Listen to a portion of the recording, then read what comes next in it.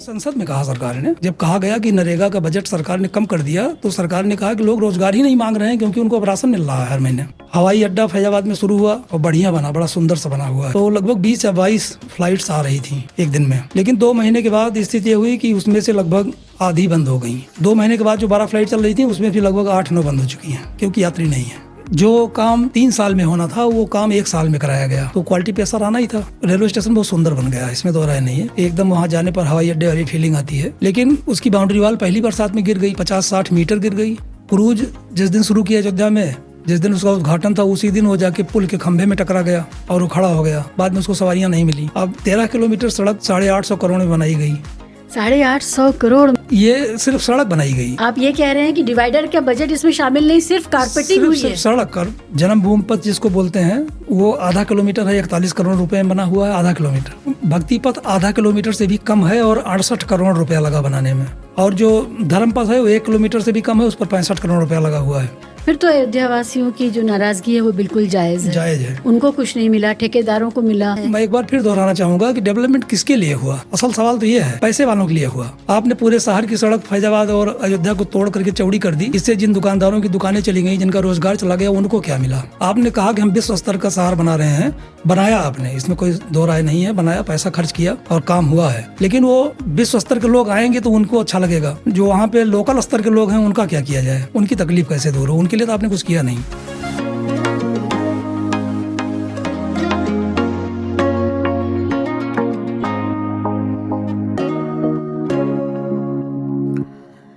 आपका बहुत बहुत स्वागत है किंतु परंतु में, सुनील जी। धन्यवाद आपका। सीधे सवाल एक जो जिस वजह से मैं आपसे बात करना चाहती थी कि उत्तर प्रदेश में इकोनॉमी का जो सवाल था और जो कि रोज़गार से जुड़ा हुआ है, उसके बारे में मुझे कुछ जानकारी दीजिए, दर्शकों को दीजिए। क्योंकि हमने देखा था कि कुछ वक्त पहले कई सारी मीटिंग्स हुई थी और एक इन्वेस्टमेंट समिट भी हुई थी उत्तर प्रदेश में। और उससे भी पहले एक फिल्म सिटी बनाने के लिए वहाँ पर एक नया फिल्म निर्माण का केंद्र बनाने के लिए भी बात चल रही थी। तो इसके नतीजे में क्या कुछ दिखाई दे रहा है कि कुछ होना शुरू हुआ है, कुछ रोज़गार पैदा हुए हैं?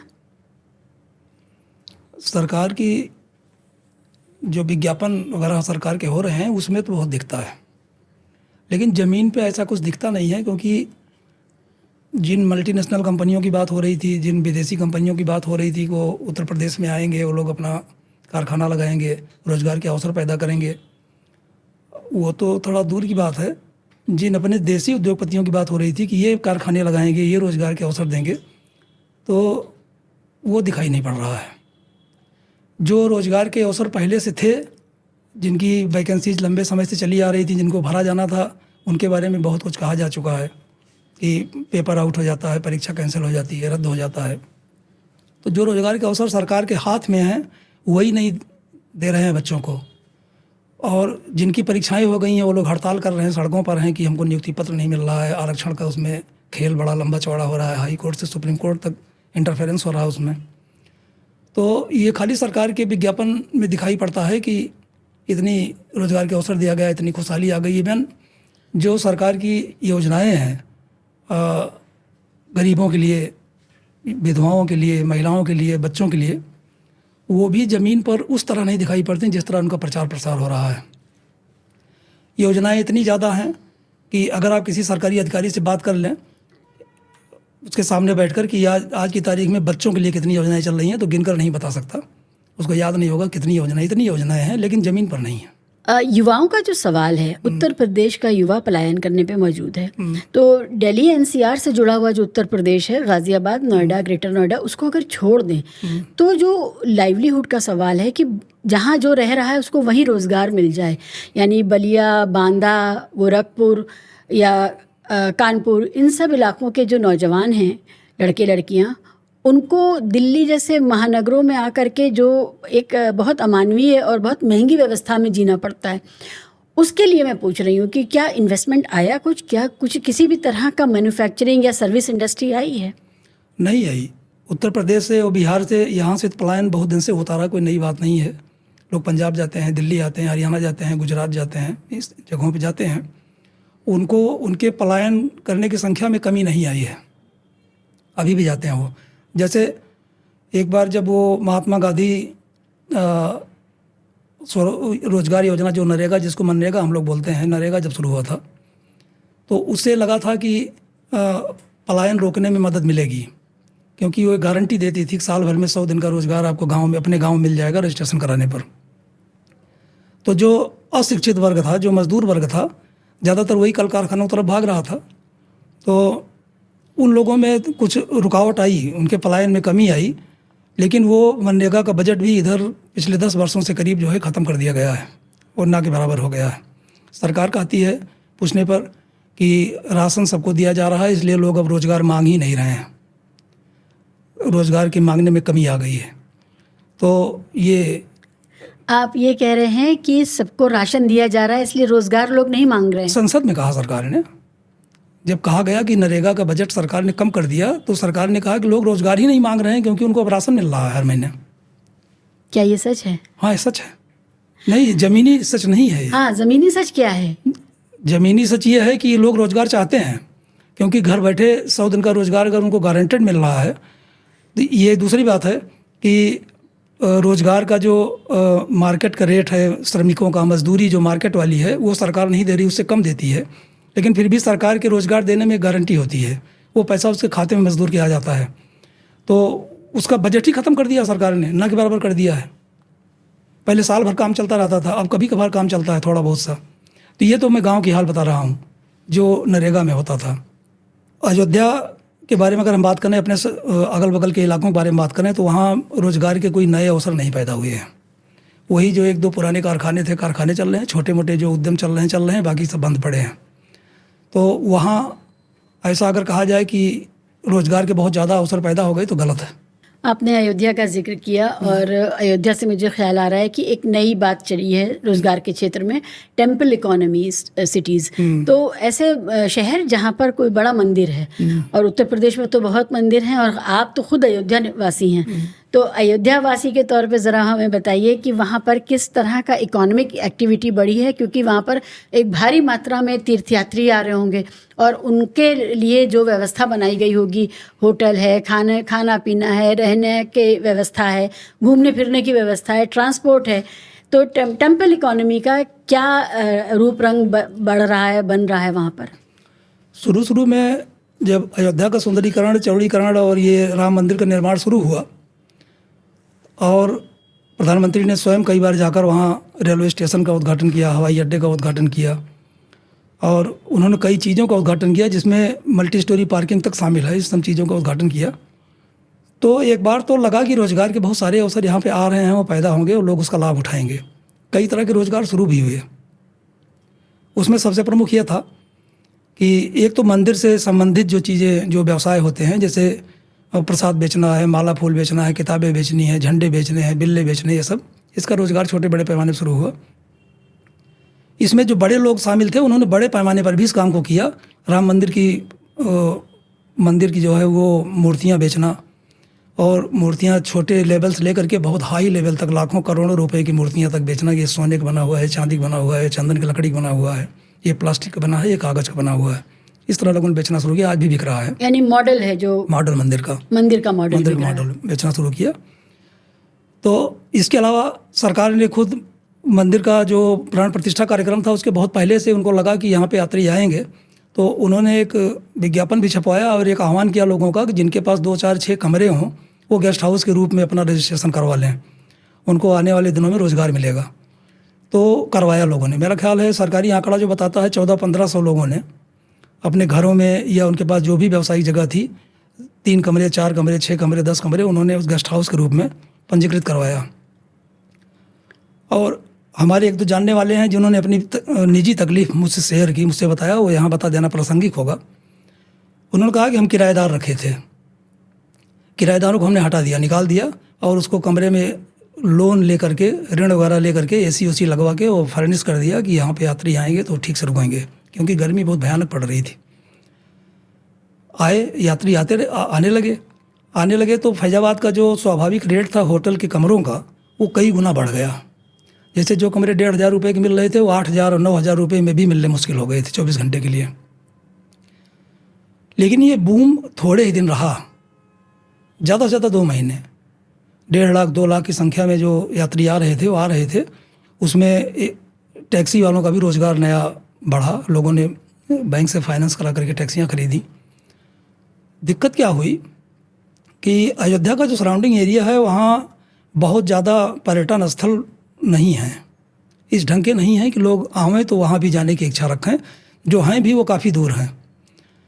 तो लोग जब अयोध्या आते थे तो ज़्यादा से ज़्यादा 1-2 जगह 3 जगह वो जो 50 किलोमीटर 60 किलोमीटर 40 किलोमीटर और 10 किलोमीटर की दूरी पर है उतनी दूरी तक जाकर वो लौट आते थे। तो उसके बाद वो दूसरा सबसे बड़ा ड्रॉबैक ये हो गया कि मौसम इतना ख़राब था, गर्मी इतनी ज़्यादा थी कि लोग फिर होटल से निकलना कम पसंद किए, अपना परिवार लेकर, अपनी फैमिली लेकर। अभी इधर जब यात्रियों की संख्या में गिरावट हो गई है तो उसका चारों तरफ असर पड़ा हुआ है। सबसे बड़ा असर पड़ा गेस्ट हाउस वालों के ऊपर, अब वो खाली हो गए हैं, वहाँ यात्री नहीं आ रहे हैं। तब वो कहते हैं कि हम तो किराएदार भी हटा दिए, लोन पे एसी उसी फाइनेंस करा कर लगवा दिए। टैक्सी वाले कहते हैं कि हमने टैक्सी खरीद ली, अब टैक्सी कहाँ चलाएं, क्या करें, इसकी किस्तें कहाँ से जमा करें। हवाई अड्डा फैजाबाद में शुरू हुआ, ये बहुत बड़ी बात थी फैजाबाद के लिए, फैजाबाद जैसे क्षेत्र के लिए वहाँ पे एक अंतर्राष्ट्रीय हवाई अड्डा शुरू करना बड़ी बात थी।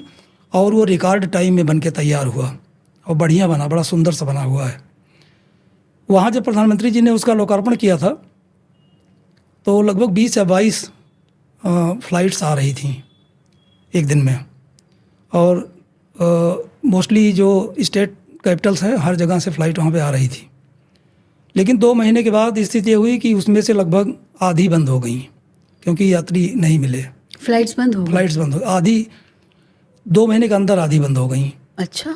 और 10 या 12 फ़्लाइट्स जो चल रही थी उसमें भी अब ताज़ा पोजीशन ये है कि 2-3 डेस्टिनेशन की फ़्लाइट्स वहाँ पे चल रही हैं, जैसे फैज़ाबाद से दिल्ली और फैज़ाबाद से बम्बई, वो भी कनेक्टेड हैं। फैज़ाबाद से दिल्ली जो जाती है वो फिर दिल्ली से पुणे चली जाती है और पुणे होकर आती है। इस तरह 3-4 फ़्लाइट चल रही हैं। ये 2 महीने के बाद जो 12 फ़्लाइट चल रही थी उसमें फिर लगभग 8-9 बंद हो चुकी हैं। अच्छा। ये क्योंकि यात्री नहीं है। वहाँ के जो प्रबंधक हैं वो बताते हैं कि मौसम ख़राब था, बरसात का दिन था, गर्मी का दिन था, इसलिए यात्री नहीं थे। मौसम जब सही होगा तो यात्री आएंगे। लेकिन अब मौसम के सही होने का इंतज़ार तो कंपनियां नहीं कर सकती। जो ये घोषणा की गई थी कि अंतर्राष्ट्रीय फ़्लाइट्स आएंगी, उसमें किसी ने आज तक इंटरेस्ट ही नहीं दिखाया। किसी भी इंटरनेशनल फ़्लाइट ने इंटरेस्ट नहीं दिखाया कि हम फैज़ाबाद आना चाहते हैं या फ़्लाइट चलाना चाहते हैं। तो अंतर्राष्ट्रीय फ़्लाइट्स नहीं आ रही? नहीं आई। अभी हवाई अड्डा भी नहीं बन पाया है। हवाई अड्डे में अंतर्राष्ट्रीय उड़ानों के लिए जो है रनवे बनाया जा रहा है। अभी लगभग 1.25 या 1.5 किलोमीटर रनवे बनना है।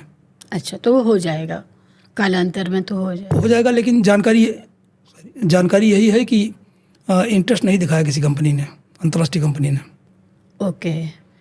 दूसरे जो ड्रॉबैक ये हुआ कि अयोध्या के सुंदरीकरण के नाम पे, सड़कों के चौड़ीकरण करने के नाम पे तोड़-फोड़ बहुत ज़्यादा हुई। हाँ, वो तो बहुत खबरें हैं। उसका भी इकोनॉमिक असर पड़ा। आपने जो इकोनॉमी की चर्चा की, हाँ, पीड़ितों को मैंने सुना बोलते हुए रो रही थी महिलाएं, रो रही थी। तो वो क्या मामला है? क्या उनको बदले में कोई जगह दी गई बसने के लिए, बसावट हुई उनकी, क्या रहा? कुछ लोगों के लिए जो जगह ऑफर की गई है, अभी मैं बाद में उस पर चर्चा करता हूँ, थोड़ा पीछे से चर्चा करें तो लखनऊ से एक हाईवे जाता है गोरखपुर को, सब मेरे ख्याल से NH-28 NH-28 है, वो जाता है जो फैज़ाबाद के बाहर निकल जाता है, अयोध्या के भी बाहर निकल के सीधे बस्ती होते हुए गोरखपुर चला जाता है। और वो 15-20 साल से लगभग चल रहा है। उससे अयोध्या को जोड़ना ज़्यादा आसान था और जुड़ा भी है अयोध्या उससे, जिसको हम लोग वो धर्मपथ बोलते हैं। धर्मपथ वही है जो NH-28 से और अयोध्या को जोड़ता है, आधा किलोमीटर का है सिर्फ। उसके रहते हुए भी सरकार ने पता नहीं किसकी सलाह पर क्या किया कि शहर का जो पश्चिमी हिस्सा है, जिसको हम लोग शहादतगंज बोलते हैं, मोहल्ला है, वहाँ जहाँ से शहर में हम लोग घुसते हैं, एंट्रेंस करते हैं लखनऊ से जाते समय, वहाँ से ले करके और अयोध्या में जो सड़क बाहर निकलती है NH-28 को जाती है, पूरा 13 किलोमीटर लंबे शहर के भीतरी सड़क को तोड़ ताड़ करके चौड़ा किया गया। बहुत लोग प्रभावित हुए इससे, घर और दुकानें सब इससे टूटी, मंदिर और मस्जिद भी टूटे इससे, बहुत तोड़फोड़ की गई। इस तोड़फोड़ के अलावा अयोध्या का एकदम सेंट्रल प्लेस है, जिसको हनुमानगढ़ी बोलते हैं, और कनक भवन का इलाका है, ये सेंट्रल प्लेस है। हनुमानगढ़ी के बगैर अयोध्या की कल्पना नहीं की जा सकती। वहाँ जो 100-150 साल 200 साल पुरानी दुकानें चारों तरफ गोलाकार आकार में बनी हुई थी, जिसमें मुख्यतया लड्डू बिकता था प्रसाद चढ़ाने के लिए, उन सबको तोड़ा गया। तोड़ने में दो तरह की बात हुई। एक तो किसी की सारी दुकानें नष्ट हो गई, किसी की 15 फीट की दुकान थी तो उसको 8 फीट तोड़ दिए, 7 फीट बची, 10 फीट तोड़ दिए, 5 फीट बची, इस तरह हो गया। वो उनके काम की नहीं रही। कुछ ही दुकानें बची रहीं। ये जो दुकानें तोड़ी गई, जो मकान तोड़े गए, सड़क को चौड़ी कर, पहले तो यह था कि 4 लेन किया जाएगा, 13 किलोमीटर का है रास्ता। फिर ये हुआ कि 4 लेन करने में तो सहार ही ख़त्म हो जाएगा, तो फिर हुआ चौड़ीकरण करते हैं इसको। तो चौड़ीकरण किया गया। चौड़ीकरण करने से सड़क सुंदर बन गई है, इसमें दोहराए नहीं है, अच्छा लगता है आने पे।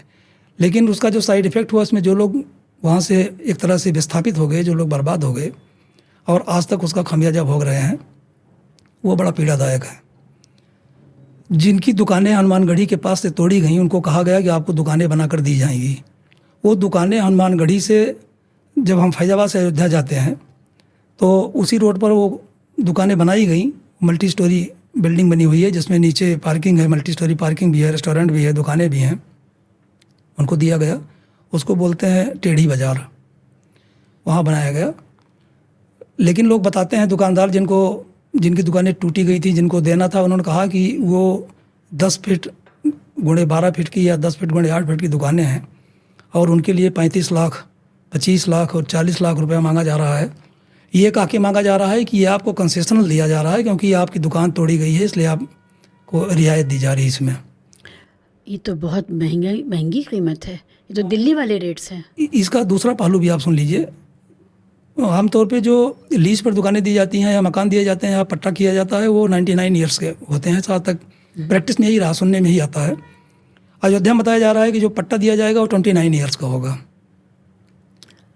और वो इसी के वो इतने 35 लाख, 40 लाख, 45 लाख, इतने पैसे। दूसरी बात आप समझिए कि वहाँ से हनुमानगढ़ी 1 किलोमीटर से भी ज़्यादा है, या जहाँ उनकी दुकानें थीं, जहाँ उनकी दुकानें तोड़ी गई, वहाँ से 1 किलोमीटर दूर उनको दुकान दी जा रही है। वहाँ वो दुकान खोलेंगे अगर इतनी महंगी दुकान लेकर, तो पूंजी चाहिए। पहली बात तो पूंजी अगर उनके पास हो भी, कहीं से पूंजी की व्यवस्था भी कर लेंगे, तो वहाँ वो कौन सा सामान रखें जो बिकेगा, ये उनके सामने बड़ा संकट है। क्योंकि वहाँ हनुमानगढ़ी पर तो बाप दादा के ज़माने से वो लोग अपना प्रसाद और माला फूल और धार्मिक किताबें और दुनिया भर के सजावटी सामान ये सब बेच रहे थे, उनका गुजर बसर हो रहा था। तो ये संकट उनके सामने आ गया। आप ये कह रहे हैं जो 100 साल पुरानी दुकानें थी वो बर्बाद हो गई हैं सारी, उनको जो जगह दी गई है वो 1 किलोमीटर दूर दी गई है। हाँ। और वो 29 ईयर्स की लीज पर लाखों में 45-40 लाख रियायतन है ये। हाँ, रियायत ना होती तो शायद 50-60 लाख लेते उसका। तो ये रियायत कैसे, क्या है वहाँ पर ऐसा? ये तो दिल्ली वाले रेट्स हैं। मैं ये जानना चाह रही हूँ कि उस जमीन के टुकड़े की इतनी कीमत क्यों है? दिल्ली ये सरकारी जमीन होगी, सरकार बांट दे रही होगी, सरकार दे रही है। तो सरकार उन लोगों को जिनको उसने उजाड़ा है उनसे इतना पैसा ले रही है। दिल्ली ये तो से उजाड़ने के बाद दोबारा उजाड़ने वाली बात है। दिल्ली से महंगी, बल्कि हम तो कहेंगे दुनिया हिंदुस्तान में सबसे महंगी जमीन आजकल अयोध्या में हो गई है। जब से मेरा ये कहना है कि अगर कोई प्राइवेट जमीन अपनी कितने की भी बेचे वो आज़ाद होता है, आपको ठीक लगे तो लीजिए, लेकिन जब सरकार दे रही है और मुआवजे के तौर पे जब सरकार दे रही है, तब वो इतने प्रीमियम वाले रेट्स क्यों ले रही? सरकार के हाथ में है कि वो मुफ्त दे दे, कोई छोटा सा किराया बांध दे, कुछ इस तरह का कर दे, सिर्फ 29 ईयर्स के लिए, 30 साल भी नहीं, इतने कम पीरियड के लिए। इसका जवाब देने वाला वहाँ कोई नहीं है। जो लोग भुक्तभोगी हैं वो कहते हैं कि हम अपने नेताओं से, अपने सांसद से, अपने विधायक से जब पूछते हैं तो कहते हैं कि इसमें हम कुछ नहीं कर सकते। तो कौन कर सकता है? व्यवस्था का आलम यह है कि अधिकारी नेताओं की नहीं सुनते। जो सत्तारूढ़ दल के नेता हैं उनकी भी नहीं सुनते। तो किसकी? क्योंकि अधिकारी सीधे शासन से उनको जो कुछ कहा जाता है उसको कर देते हैं। आप कह रहे हैं सीएमओ से? सीएमओ से, चीफ मिनिस्टर ऑफिस से तय हो रहा है। चीफ मिनिस्टर ऑफिस से। और ये जो एक टीम 11 की बड़ी चर्चा होती है यूपी में, अधिकारियों की एक फौज है, इसको टीम 11 बोलते हैं। वो टीम 11 ही सारा काम देखती है। ऐसी चर्चा है। टीम 11 क्या होता है? अब सीएमओ जो है उसमें टीम 11 बनाई गई है। वो अधिकारियों की 11 अधिकारियों की एक टीम है जो सारे मैटर को हैंडल करती है। कोई कुछ देखता है, कोई कुछ देखता है। ऐसी चर्चा है। चुने हुए 11 लोग। ऐसी चर्चा है। अच्छा, मुझे लगा क्रिकेट से संबंधित कुछ है। अच्छा, ओके। तो पब्लिक का कहना यह है कि हम अपने सांसद के पास जाते हैं तो कहते हैं हम कुछ नहीं कर सकते, हम विधायक के पास जाते हैं, विधायक कहते हैं हम कुछ नहीं कर सकते। तो पब्लिक किसके पास जाए? चुनाव के दौरान तो ऐसे कई वीडियो क्लिप दिखाए गए थे जिसमें महिलाएं थी, पुरुष थे, सब रो रहे थे, कह रहे थे कि हमारा कोई सुनने वाला नहीं है, किसके पास हम लोग जाएं, क्या करें? क्या रहा उनका, कहाँ गए वो लोग फिर? अब विस्थापित होकर लोग कहाँ जाते हैं? जहाँ लोग जाते हैं, जहाँ से सींग समाई तहाँ गए, क्या करेंगे? जिन लोगों ने, जिनकी दुकान थी वो ठेला लगाना शुरू किए। ठेला भी सड़क के किनारे ही लगता है, सड़क से दूर ठेला लगा देंगे तो उसका काम धंधा नहीं चलेगा। ठेले रोज़ हटाए जाते हैं, रोज़ नगर निगम का एक फरमान जारी होता है कि आज ठेले हटाए जाएंगे, जुर्माना वसूला जाता है ठेले वालों से। ये सही बात है कि वो सड़क के किनारे खड़ा होकर अवरोध पैदा करते हैं, लेकिन आप उनके जीवन यापन के लिए कोई व्यवस्था तो करिए। तो ये बहुत अजीब सा हो रहा है मेरे लिए इसको समझ पाना है कि जो पुश्तैनी लोग वहाँ पर दुकानें और कारोबार कर रहे थे, अब वो ठेला लगाने पे मजबूर हुए और ठेले भी भगाए जा रहे हैं। ठेले हर जगह हटाए जाते हैं क्योंकि ठेले सड़क के किनारे ही लगते हैं, और जब आवागमन में बाधा होती है तो ठेले हटाए जाते हैं, ठेले फिर वहीं पहुँच जाते हैं, फिर हटाए जाते हैं। ये सिलसिला चल रहा। ओहो, ये तो बहुत दुखदाई और है। ये आप समझिए, इसका जो तोड़फोड़ का जो सबसे बड़ा कारण था, ये जो सड़क, शहर के बीच से जो सड़क निकलती है, इसको जो चौड़ीकरण किया गया, ये बड़ा नुकसानदेह रहा लोगों के लिए। इसकी आवश्यकता थी नहीं, क्योंकि एक हाईवे निकला हुआ था, हाईवे से अयोध्या जुड़ी हुई थी। हाईवे में से आप 1-2 सड़क और बना सकते थे, अयोध्या के भीतर ले आते, मंदिर के सामने तक ले आते। लेकिन इतना पुराना शहर फैजाबाद और अयोध्या, पुराने शहर की सड़कों के बारे में आपको पता है कैसी सड़कें होती हैं, उनको तोड़ ताड़ के चौड़ा किया गया। और उसका दूसरा खमियाजा ये हुआ, बहुत कम समय में सड़कों को बनाने का टारगेट दे दिया गया। 13 किलोमीटर की सड़क थी, बजट की कमी नहीं थी। सरकारी आंकड़े बताते हैं कि 850 या 900 करोड़ रुपए में 13 किलोमीटर सड़क बननी थी। वो सड़क इतने कम समय में बनी कि क्वालिटी नहीं आ पाई, गुणवत्ता नहीं आ पाई। अभी जब पहली बरसात हुई, पहली बरसात में तमाम खबरें आई, टीवी चैनल्स पर भी आई, अखबारों में भी आई कि 20 जगह वो सड़क, जो जिसको राम पथ बोलते हैं, जो मुख्य सड़क है फैजाबाद शहर में प्रवेश करके अयोध्या निकलते हैं, उसको राम पथ बोलते हैं। राम पथ 20 जगह से सड़क बैठ गई, 5-5 मीटर, 6-6 मीटर, खतरनाक हो गई। एक तरफ का रास्ता बंद कर दिया गया, एक ही तरफ से दोनों तरफ के रास्ते चलाए गए। और वो सड़क बनते समय उसमें जो सीवर लाइन बनाई गई थी, केबल्स डाली गई थी, वो सब टूट गई। अरे, सड़क के किनारे जो पुरानी नालियाँ थी जिनमें पानी बहता था, वो जो चौड़ीकरण में उसमें मलबा डाल दिया गया। सड़क चौड़ी करते समय दूसरी नाली बनी नहीं, बरसात का सारा पानी लोगों के घर में भर गया। आज भी यही हो रहा, भर रहा है। बताया जाता है कि सौर ऊर्जा से पूरा अयोध्या शहर आच्छादित कर दिया गया है। पूरे अयोध्या शहर में सौर ऊर्जा के प्लांट बड़े बड़े लगा दिए गए हैं, सोलर पैनल्स लगाए गए हैं, सही बात है। लेकिन अखबार की जो खबर आती है, रोज़ आप अखबार की खबर उठा के देखिए तो 4 घंटा यहाँ बिजली कटौती थी, 4 घंटा उस मोहल्ले में बिजली कटौती थी, पानी की सप्लाई बंद थी। ये सब आज भी चल रहा है फैजाबाद अयोध्या में। तो जो नागरिक सुविधाएं हैं उनमें कोई ख़ास इजाफा नहीं हुआ है। नागरिक सुविधाओं में सबसे बड़ी दिक्कत यही हो गई कि समय इतना कम दिया गया। जो काम 3 साल में होना था वो काम 1 साल में कराया गया, तो क्वालिटी पे असर आना ही था। चाहे सड़क बननी हो, चाहे केबल डालनी हो, चाहे बिजली खंभे खड़े करने हो, चाहे खंभे हटाने हो, जब आनन फानन में सारा काम किया गया तो उसका असर तो क्वालिटी पे पड़ना था। प्रधानमंत्री जी जब गए थे तो उन्होंने अयोध्या के रेलवे स्टेशन का लोकार्पण किया था। उस रेलवे स्टेशन पर भी अच्छा खासा पैसा लगा हुआ, 400-500 करोड़ लगा हुआ है। तो रेलवे स्टेशन बहुत सुंदर बन गया है, इसमें दो राय नहीं है, बढ़िया। उसमें पब्लिक की सुविधाएं बहुत अच्छी अच्छी हैं, एकदम वहाँ जाने पर हवाई अड्डे वाली फीलिंग आती है। लेकिन उसकी बाउंड्री वाल पहली बरसात में गिर गई, 50-60 मीटर गिर गई। 50-60 मीटर पहली बरसात, जिस दिन पहली बरसात हुई है, 50-60 मीटर दीवार गिर गई। तो ये हो रहा है। और बाकी तो इतना ज़्यादा कहा गया है कि राम मंदिर टपक रहा है, संसद भवन टपक रही है, इसके बारे में कुछ कहने की आवश्यकता नहीं है। 50-60 मीटर बहुत लंबा एरिया हुआ, तो क्या हुआ? Boundary wall. हाँ, बाउंड्री वॉल। हाँ, तो ये बताइए कि जो जिन लोगों ने काम किया है वहाँ पर, जो कंपनियाँ जिनको ठेके मिले हैं, वो कौन लोग हैं? उनसे कोई जवाबदेही हो रही है क्या? आप तो खुद पत्रकार हैं, इसलिए मैं आपसे ये जानना चाहती हूँ, आपके पास कुछ अलग जानकारी भी रही होगी। मैं आपको एक एग्जाम्पल बताता हूँ, उसी से आपको लग जाएगा कि कौन लोग काम कर रहे हैं। ये जो रामपथ की चर्चा मैंने की 13 किलोमीटर का, तो ये चौड़ीकरण किया गया। पहले 4 लेन बनाया जाना था, लेकिन फिर 2 लेन में चौड़ीकरण हुआ, अब सुंदर बना, बढ़िया बना। इसके बीच में डिवाइडर बहुत अच्छा बना हुआ है। डिवाइडर की सजावट बहुत अच्छी की गई है, बहुत सुंदर, बहुत अच्छा लगता है। जिस कंपनी ने उसको डेकोरेट करने का ठेका लिया था उस पर तमाम तरह की लाइट लगाई गई थी, कुछ बैम्बू लाइट और कौन सी लाइट, इस तरह करके उसमें जो पेड़ लगाए गए हैं उन पेड़ों पे लाइट लगाई जानी थी झालर के तरीके। तो उस कंपनी ने जितनी लाइट लगाई जानी थी उसमें एक बड़ी संख्या में लाइट नहीं लगाई और पेमेंट ले लिया। ये सारे अखबारों में छप रहा है, 1 महीने से लगातार छप रहा है। FIR भी इसमें, पुलिस केस भी हो गया है, कंपनी के ऊपर हो गया है, प्राधिकरण भी इसमें इन्वॉल्व हो गया है, नगर निगम इन्वॉल्व है, सब इन्वॉल्व हैं। उसने लगभग बताया जाता है कि 3600 लाइट नहीं लगाई और पेमेंट ले लिया। लाइट मांगी थी, 50 लाख रुपए खेला था। जब ये हुआ कि उसको तस्दीक की जानी है, वेरीफाई किया जाना है कि लाइट कहाँ कहाँ लगी, कितनी कितनी लगी, तो कंपनी ने FIR लिखवा दिया कि लाइट चोरी हो गई, हमारी 3600 लाइट। आप ये कह रहे हैं लाइट लगी नहीं? लाइट लगी जब सवाल किया गया कि ये लाइट कहाँ है तो कंपनी ने FIR लिखवा दी कि लाइट चोरी हो गई। तो किसी के पास ये प्रमाण तो जाहिर है, किसी के पास क्या होगा कि लाइट, सब लोग तो इंतजार कर रहे होंगे अभी लगेगी। लेकिन फिर उसमें कई तरह की दिक्कतें कंपनी के लिए खड़ी। कितने स्मार्ट लोग हैं, कितने स्मार्ट लोग हैं। कंपनी के लिए जो है एक दिक्कत ये खड़ी हुई, ये बताया गया कि पूरा रामपथ CCTV कैमरे की जद में है, तो अगर चोरी हुई तो उसका रिकॉर्ड भी उसमें होगा कि कब चोरी हुई, किसने चोरी किया, कहाँ कहाँ चोरी किया। तो इसमें फिर पता चला कि विकास प्राधिकरण और नगर निगम वाले भी कुछ लोग इन्वॉल्व थे पेमेंट करने में। उनको पता था लाइट नहीं लगी हुई है, बावजूद इसके उन्होंने पेमेंट कर दिया था।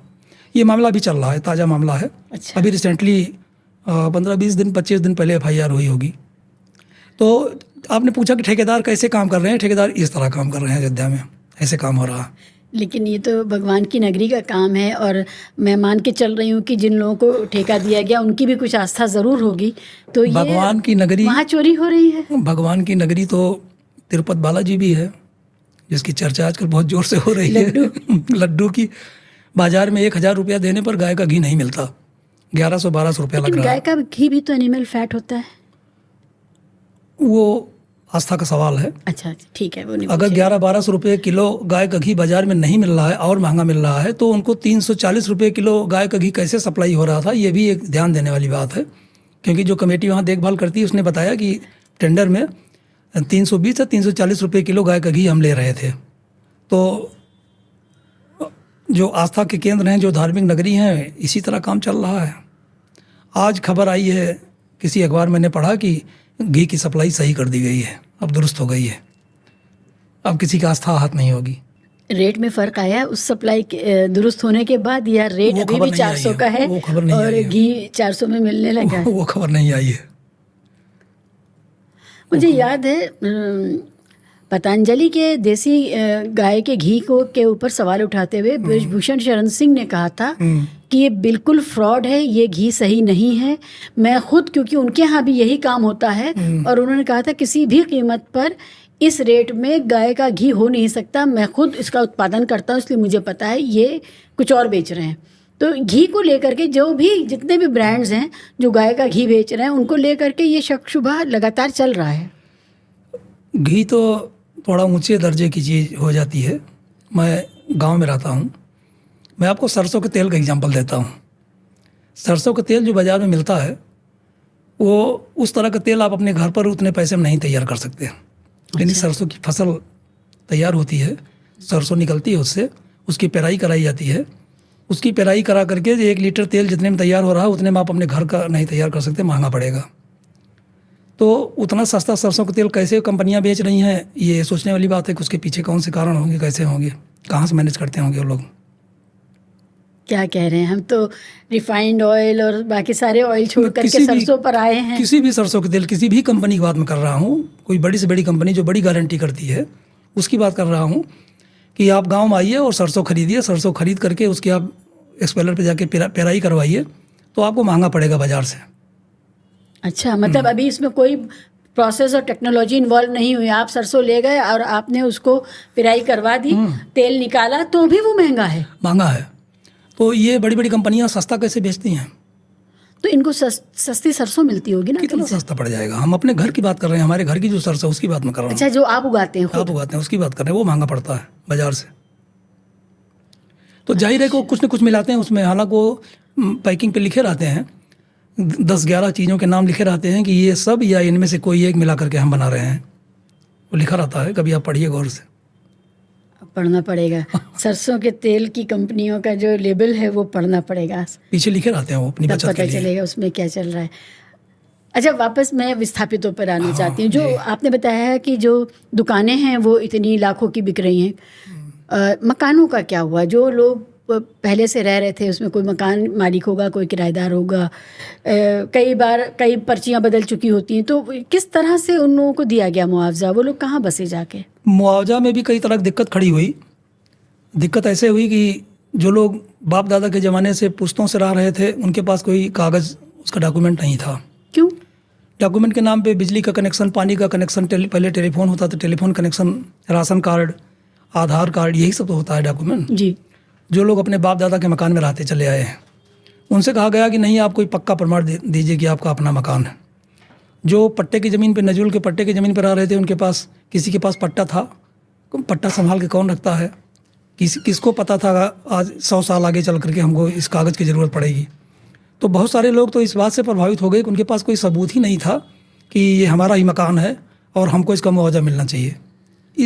इस वजह से भी ढेर सारे लोग परेशान हुए, प्रभावित हुए। क्या ये लोग कब्जा किए हुए थे? इनके अपने मकान नहीं थे? ये क्या था ये? नहीं, नजूल की क्या, मेरे दर्शकों को बताइए, नजूल की भूमि क्या होती है? सरकारी ज़मीन, अच्छा। जिस पर पट्टा मिल जाता है रहने के लिए, लीज। लीज में जो दी जाती है। हाँ। ये एक जनरल प्रैक्टिस है, गांव में भी होती है, शहर में भी होती है। गांव में भी भूमि का पट्टा होता है, जो ग्राम समाज की ज़मीन होती है, आप सरकारी समझ लीजिए। वो उस ज़मीन को जो ज़रूरतमंद लोग हैं, जिनके पास ज़मीन नहीं है, उनको दिया जाता है। कई बार खेती के लिए भी दिया जाता है, मकान के लिए तो दिया ही जाता है। और जो जनरल पर्पज़ होते हैं, उनके लिए भी सामान्य इस्तेमाल के लिए उस ज़मीन में से पट्टा दिया जाता है लोगों को।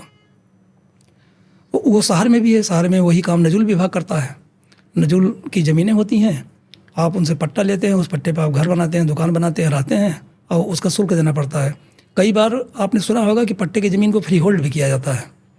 अच्छा। तो फ्री होल्ड करने से मालिकाना हक मिल जाता है उसका। तो ऐसे सारे लोग प्रभावित हो गए जिनके पास कोई सबूत ही नहीं था। तो इलेक्शन भी था, सरकार को ये भी देखना था कि इलेक्शन में इसका नुकसान हमको हो जाए, तो सरकार ने कोई बीच का रास्ता निकाला कि इनको कुछ पैसा दे दो। तो जिसका 4 लाख रुपए का मकान था, चलो इनको 50,000 दे दो, इनको 25,000 दे दो, इस तरह भी किया गया। इन सब चीज़ों का असर चुनाव में पड़ा। ओहो। अच्छा, ये जो चुनाव अयोध्या से हारे हैं, फैजाबाद से, तो इस वजह से हारे हैं? कई वजह थी, एक वजह यह भी थी। अब अयोध्या का विकास करते समय, डेवलपमेंट करते समय, या जो उसका ब्यूटिफिकेशन किया गया, सुंदरीकरण किया गया, ये कहा गया कि हम इसको विश्व स्तर का बना रहे हैं। नो डाउट बहुत जगह जो काम हुआ वो विश्व स्तर का है। वो आप टहलने की नीयत से जाइए तो आपको सुंदर सुंदर दिखता है, बढ़िया बढ़िया दिखता है। लेकिन आप सड़क के दाएं बाएं अगर निगाह दौड़ा करके देखिए कि बाकी लोग किस तरह जी रहे हैं, तो तकलीफ होती है देखकर। और इस सुंदरीकरण में स्थानीय लोगों के बारे में नहीं सोचा गया कि हम विश्व स्तर का तो बना रहे हैं, लेकिन जिनको यहाँ से हम विस्थापित कर रहे हैं, ये कहाँ जाएंगे, क्या करेंगे, इनकी रोजी रोटी कैसे चलेगी? रोजी रोटी क्या थी वहाँ पर जनरली? एक तो ये तो मंदिर इकोनॉमी है, तो वहाँ प्रसाद बन रहा है, बिक रहा है, माला, फूल और पूजा की सामग्री, ये तो एक चीज़ है, लेकिन इसके अलावा कोई लाइवलीहुड है वहाँ पर? अयोध्या की सिर्फ मंदिर इकोनॉमी नहीं कह सकते। अच्छा। क्योंकि अभी आज के 7-8 साल पहले तक, या यूँ कह लीजिए कि अयोध्या जब ज़्यादा चर्चा में आना शुरू हुआ 84 के बाद, 92 के बाद, जब ज़्यादा चर्चा में आनी शुरू हुई अयोध्या, तब भी और आज भी अयोध्या की इकोनॉमी जैसे फैजाबाद शहर की इकोनॉमी थी, वही अयोध्या की इकोनॉमी थी। लोग सब्जी बेचते थे, फल बेचते थे, फूल बेचते थे, किताब कॉपी की दुकानें हैं, रेडीमेड स्टोर हैं, सब कुछ तो हैं। ट्रेडिंग का काम था, सब एक बाजार जैसे होती है। अयोध्या भी बाजार थी। अयोध्या में हर घर में मंदिर थे। कुछ तो मंदिर ही थे, मंदिर में लोग रहते थे, और कुछ लोग घर में अपने मंदिर बना कर रखते थे। तो ऐसे तो देखिए तो हर घर में मंदिर है अयोध्या में। और हर धार्मिक नगरी में ही होता है। बनारस चले जाइए, मथुरा चले जाइए, वृंदावन जाइए, वहाँ भी हर घर में मंदिर। सुना है बनारस में भी कम कर दिए गए, वहाँ पर मंदिर तोड़े गए कुछ। वो जो काशी विश्वनाथ कॉरिडोर बनाया गया था, उसमें तोड़फोड़ हुई थी काफ़ी। तो अयोध्या एक बाजार जैसी थी। अब तोड़-फोड़ में बाजार को जो नुकसान होता है वो अयोध्या का भी हुआ। हर तरह के काम धंधे थे, हर तरह के व्यवसाय थे, वो सब प्रभावित हुए। तो एक तकलीफ दे प्रोसेस है टेम्पल इकोनॉमी डेवलप करने का, जिसमें कई जगहों पर ये तोड़फोड़ हुई है। बनारस में भी बहुत हुई है, बहुत प्राचीन मंदिर बनारस के तोड़े गए हैं। और कुछ लोग तो झल्ला के ये भी कहते हैं कि औरंगज़ेब ने उतने मंदिर नहीं तोड़े थे जितने इस सरकार ने तोड़े हैं। तो अभी ये तो उनकी झल्लाहट है। सुनने में आ रहा है कि शायद मथुरा में भी कोई कॉरिडोर बनने वाला है, वहीं बनाना चाहते हैं। जी, तो ये जो अब इकोनॉमी पैदा हो रही है, चलिए आज नहीं तो कल ये बेहतर हो जाएगी, ये ऐसा मान के चलते हैं। इसमें जो भागीदारी है वो किस तरह के सामाजिक तबकों की है? पैसे वालों की। अब जो कल्चर अयोध्या में आ गया है, मैं पर्टिकुलरली अयोध्या की बात कर रहा हूँ, अयोध्या में जो कल्चर आ गया है अब वो पैसे वालों का है। दुकान पैसे वाले खोल सकते हैं। किसी जो सरकार ने नए नए रेस्टोरेंट, और मैंने बताया मल्टी स्टोरी बिल्डिंग बना करके पार्किंग भी है, सिम रेस्टोरेंट भी है। तो एक वाकया अभी बड़ा चर्चा में आ गया था, 2-3 महीना पहले की बात है, कि एक बंदा गया वहाँ पे चाय पीने, तो उससे 60 रुपया चाय का लिया गया और बाकायदा उसको रसीद दी गई। उसने बाहर आकर कहा कि राम के नाम पे लूट मची हुई है, 60 रुपये की चाय अयोध्या में। तो तमाम उसमें वीडियो क्लिप्स बन गई, तमाम सोशल मीडिया प्लेटफार्म पर इसकी चर्चा होने लगी। लोग दोनों तरफ से बोलने लगे, कुछ लोग पक्ष में कुछ विपक्ष में, कि तुम क्यों गए, न जाओ चाय पीने जहाँ 60 रुपये की चाय मिल रही है। तो कुछ लोग कहने लगे तो लूट है राम के नाम पर, 10 रुपये की चाय 60 रुपये मिल रही है। ये सब हुआ। एक कोई पत्रकार था किसी चैनल का, वो गया उस रेस्टोरेंट वाले मालिक के पास, ये खबर भी दिखाई गई थी। तो उसने उससे पूछा, उसने कहा कि हाँ लिया हमने 60 रुपया, 60 रुपये हम लेते हैं चाय का, और गलत नहीं लेते, सही लेते हैं। उसने जस्टिफाई किया। उसने कहा मेरा हॉल आप देखिए, जहाँ लोग बैठते हैं, चाय पानी नाश्ता करते हैं, आप आइए बैठिए, हम आपको पानी देते हैं। आप ऑर्डर देना चाहें तो ऑर्डर दीजिए, नहीं ऑर्डर देना चाहें तो आप पानी पी के उठ के चले जाइए। आप एक कप चाय लेते हैं, आधा घंटा बैठे हैं, हम आपसे कहने नहीं आते कि आप आधा घंटा क्यों बैठे हुए हैं।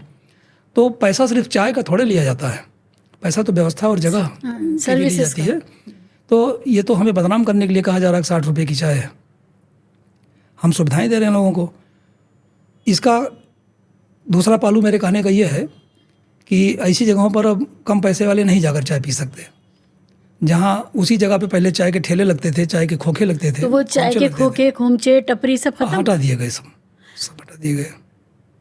अच्छा, ये यानी कि जिनके पास है वो अच्छी जगह जा करके बैठ के चाय पिए, वो व्यवस्था कर दी गई। पहले उनके लिए शायद व्यवस्था नहीं थी, उनको भी टपरी से और उसके गुमटी से चाय पीनी पड़ती थी। उनके लिए व्यवस्था थी, इतनी ज़्यादा नहीं थी जितनी अब हो गई है। जैसे फैजाबाद में पहले से भी होटल हैं, पहले से भी रेस्टोरेंट हैं, अयोध्या में भी रेस्टोरेंट पहले से थे, आज भी चल रहे हैं, तो नए नए खुल गए, बढ़िया बढ़िया खुल गए हैं। पहले से थी, लेकिन जो आम पब्लिक जाती है उसके लिए भी व्यवस्था थी। वो सड़क के किनारे खोखे पर, ठेले पर चाय पी लेते थे, नाश्ता कर लेते थे। जो वहाँ पर सैलानी आ रहे हैं, जो यात्री आ रहे हैं, या जो श्रद्धालु आ रहे हैं, वो अब इस समय किस तरह के, किस इकोनॉमिक बैकग्राउंड के हैं, क्या उनकी अफोर्डेबिलिटी कैसी है? क्योंकि देखिए श्रद्धालुओं की तादाद जो होगी उसमें ज़्यादातर आम लोग ही होंगे। हाँ। तो आम लोग जो वहाँ पर आ रहे हैं उनके लिए व्यवस्था कैसी है? अयोध्या या जो भी अयोध्या की तरह के धार्मिक स्थल हैं, वहाँ परंपरा रही है, वहाँ का रिवाज रहा है कि जितने श्रद्धालु आते हैं वो पहले से उनके अपने गुरु होते हैं, उनके अपने मंदिर होते हैं, उनके अपने मठ होते हैं, सबके होते हैं। वो वहीं जाते हैं, पहले अपने गुरु के पास जाते हैं, गुरुद्वारा समझ लीजिए। तो वहाँ जाते हैं, तो वो लोग अपना डेरा डंडी सामान ले जाकर वहाँ रख देते हैं।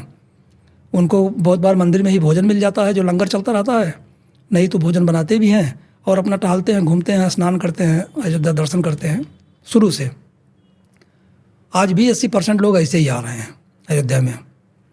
वो जो निकटवर्ती ज़िले हैं, गोंडा है, बस्ती है, सुल्तानपुर है, प्रतापगढ़ है, इलाहाबाद है, बहराइच है, इन जगहों से, अम्बेडकर नगर है, तो इन जगहों से जो लोग आते हैं, जो अपने लोकल एरिया जिसको समझते हैं, वो सब आते हैं। लेकिन उनसे व्यवसाय को बहुत ज़्यादा सपोर्ट नहीं मिलता, क्योंकि वो पैसे वाले नहीं हैं, वो श्रद्धालु लोग हैं, गरीब लोग हैं, और वो आते ही हैं। साल में उनका आने का प्रोग्राम फिक्स रहता है कि हम इस अवसर पे सावन झूला मेला में चलेंगे, तो रामनवमी वाले अवसर पे चलेंगे, तो इस अवसर पे चलेंगे, उस अवसर, उनका फिक्स रहता है। वो सब आते हैं, परिक्रमा होती है, परिक्रमा में लोग आते हैं। ये जो धार्मिक पर्यटन के नाम पे जो शुरू किया गया, बढ़ावा दिया गया, इसमें पैसे वाले आने शुरू हुए। तो कई लोगों ने बताया, जो वहाँ के पुराने लोग हैं, कि हम लोग भी जब दूसरी जगहों पे दर्शन करने, टहलने, घूमने जाते हैं तो क्या रोज़ रोज़ थोड़े जाते हैं, साल में एक बार जाते हैं। उन्होंने कहा कि वैष्णो देवी जाना है तो रोज़ कौन वैष्णो देवी जा सकता है, एक बार जाएंगे, फिर बहुत कोशिश करेंगे तो अगली साल जाएंगे। तो यही हाल जो बाहर से अयोध्या आते हैं उनका भी है। एक बार भीड़ खूब हुई, लोग आए, उन्होंने देखा कहाँ नया मंदिर बन गया, बड़ा सुंदर बन गया, बहुत बढ़िया बन गया है, सारी व्यवस्था यहाँ पे हो गई है, नई नई ट्रेनें चलाई गई, हवाई जहाज़ चलाया गया, तो सब हुआ। लेकिन अब उनका आना कम हो गया है। अब फिर यही जो स्थानीय लोग हैं, निकटवर्ती लोग हैं, अगल बगल के लोग हैं, यही जैसे पहले आते रहते थे वैसे फिर आ रहे हैं। लेकिन इनके आने से वो जो व्यवस्था बाहर वालों के लिए की गई थी वो धंधा नहीं चल रहा है, उस पर असर पड़ गया। ओहो। क्योंकि वो गेस्ट हाउस में रुकने नहीं जाएंगे, वो टैक्सी नहीं बुक करेंगे, क्षमता नहीं उनके पास। तो जो श्रद्धालु आ रहे हैं उनका स्पेंडिंग पावर जो है, परचेजिंग पावर, वो इतना कम है और वो बहुत कम में गुजारा करते हैं। वो बहुत कम में, बहुत कम में गुजारा ज़्यादातर तो अपने घर से सामान लेकर आते हैं, बनाते खाते हैं।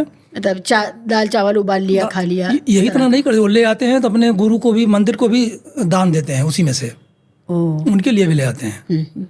जैसे गेहूं की कटाई का अगर सीजन है, गेहूं की फसल तैयार है, गेहूं तैयार घर में, तो वो उसके मंदिर के लिए भी गेहूं ले आते हैं, एक बोरी आधी बोरी, जो कुछ उनकी श्रद्धा है, जो ला सकते हैं देते हैं। तो ये वो तबका है। ओके। तो जो बहुत बड़ा इंफ्रास्ट्रक्चर पैदा किया गया, अगर उसको अमीर श्रद्धालु नहीं सपोर्ट करेंगे तो फिर वो उसकी वायबिलिटी नहीं रहेगी। एक घटना की चर्चा करता हूँ, मैंने सुना ही है, ये कितनी ऑथेंटिक मैं नहीं कह सकता। अयोध्या में एकमात्र जो सबसे पुराना पुल है सरजू नदी, नया घाट वाला, जिसको नया घाट का पुल बोलते हैं, जो गोंडा और बस्ती को फैजाबाद से अयोध्या से जोड़ता है, बहुत पुराना पुल है। वो पुल बना था तो उस पर उस वक्त चुंगी लगती थी। अब तो चुंगी का सिस्टम ख़त्म हुआ है, तो उसका आकार प्रकार टोल ने ले लिया है। तब चुंगी लगती थी। चुंगी एक महकमा होता था, नगर पालिका, नगर निगम का, वो चुंगी वसूलता था। तो उस पर चुंगी लगती थी। तो लोग बताते हैं कि बिरला जी अयोध्या गए हुए थे और वो सुबह स्नान करने गए थे नदी के किनारे। तो उन्होंने कहा कि ये चुंगी किस बात की लग रही है। तो किसी ने बताया कि ये जो पुल बना हुआ है, इस पुल के लिए टैक्स सरकार ले रही है, जब इसका खर्चा निकल आएगा तो ये चुंगी बंद कर दी जाएगी। तो बिरला जी ने कहा कि ये सर पे गठरी रखे हुए लोग, बोरी रखे हुए लोग आ रहे हैं, इनसे जो है चुंगी ली जा रही है। जिनके पास शायद अपना पेट भरने को भी ठीक से पैसा नहीं होगा, उनसे भी सरकार चुंगी लेती है। तो बिरला जी ने लौट के फिर सरकार से बातचीत की। उन्होंने कहा कि पुल का जो खर्चा आया है उसको हम दे देते हैं और आप चुंगी वहाँ बंद करवा दीजिए, क्योंकि बहुत श्रद्धालु लोग हैं, गरीब लोग हैं, आते हैं, उनसे चुंगी लेना ठीक नहीं। आज टोल लिया जा रहा है। अभी 5-6 दिन पहले खबर आई, जयपुर में किसी ने RTI, राजस्थान में RTI लगाया हुआ था कि जो फला जगह टोल लिया जा रहा है उसमें सड़क की लागत कितनी थी और आज तक वसूला कितना गया है। तो पता लगा जितनी सड़क की लागत थी उससे 8 गुना ज़्यादा वसूला जा चुका है। तो अब टोल की ये कहानी है। तो ये चर्चा मैंने इसलिए की कि अयोध्या आने वाला वर्ग कैसा है, कौन सा है, कौन से लोग आते हैं। साल भर अयोध्या के मंदिर और मठ जो गुलजार रहते हैं वो कैसे लोगों से रहते हैं, उनकी इकोनॉमी क्या है और वो इकोनॉमी में कितना योगदान कर सकते हैं। तो इस पॉडकास्ट के माध्यम से मैं दर्शकों से ये गुजारिश करूँगी कि जो हैसियतदार लोग हैं वो भी अयोध्या जाएं और वो महंगी जो ट्रेन का किराया है और जो हवाई यात्रा है उसका इस्तेमाल करें। अगर वो नहीं करेंगे तो वो जो इतना बड़ा इंफ्रास्ट्रक्चर खड़ा किया गया है वो तो ख़त्म हो जाएगा, वो किस काम का फिर। तो वहाँ जाएं। तो श्रद्धालुओं में मैं जाना चाहूँ तो जा सकती हूँ, मेरे लिए इजाज़त है? बहुत आराम से, बहुत आराम से। मैंने ये भी सुना कि बड़े बड़े नेताओं ने ये बात कही कि अयोध्या में हम किसी भी मुसलमान को व्यवसाय नहीं करने देंगे। ऐसा नहीं है। तो मैं मुस्लिम श्रद्धालु जा सकते हैं? ऐसा नहीं है। अगर ऐसा नहीं है। अयोध्या में आज भी विस्थापन के बाद भी जो काम धंधा चल रहा है, जो रोजगार के अवसर पैदा हुए हैं, उसमें जो वहाँ पहले से रहने वाले मुसलमान हैं या बाहर से भी गए हैं, वो बदस्तूर जैसे पहले अपना काम धंधा करते थे वैसे काम धंधा कर रहे हैं। बल्कि बहुत सारे काम धंधे तो ऐसे हैं जो वही लोग कर रहे हैं जो परंपरा से करते आए हैं। अच्छा। आज भी उनका काम चल रहा है। एक छोटा सा एग्जांपल देना चाहेंगे कि गांव का रिवाज है कि महिलाएं जो चूड़ी पहनती हैं, ये काम 100% इन्हीं लोगों के हाथ में होता था। मुस्लिम महिलाएं चूड़ी पहनाने, चाहे अपनी दुकान खोल के बैठी हों, हम तो गांव के रहने वाले हैं, मनिहारिन। तो गांव में इनका क्षेत्र बटा होता था कि इतना गांव हमारे अंदर, इसमें हम चूड़ी पहनाएंगे, इतना दूसरा कोई पहनाएगा। तो वो लोग करते थे। वो काम आज भी अयोध्या में, आप फैजाबाद कभी जाएं तो कोतवाली फैजाबाद की जो है, गुलाबबाड़ी से आयन पहले कोतवाली और गुलाबबाड़ी के बीच में ज़्यादा से ज़्यादा 50-60 मीटर की दूरी है।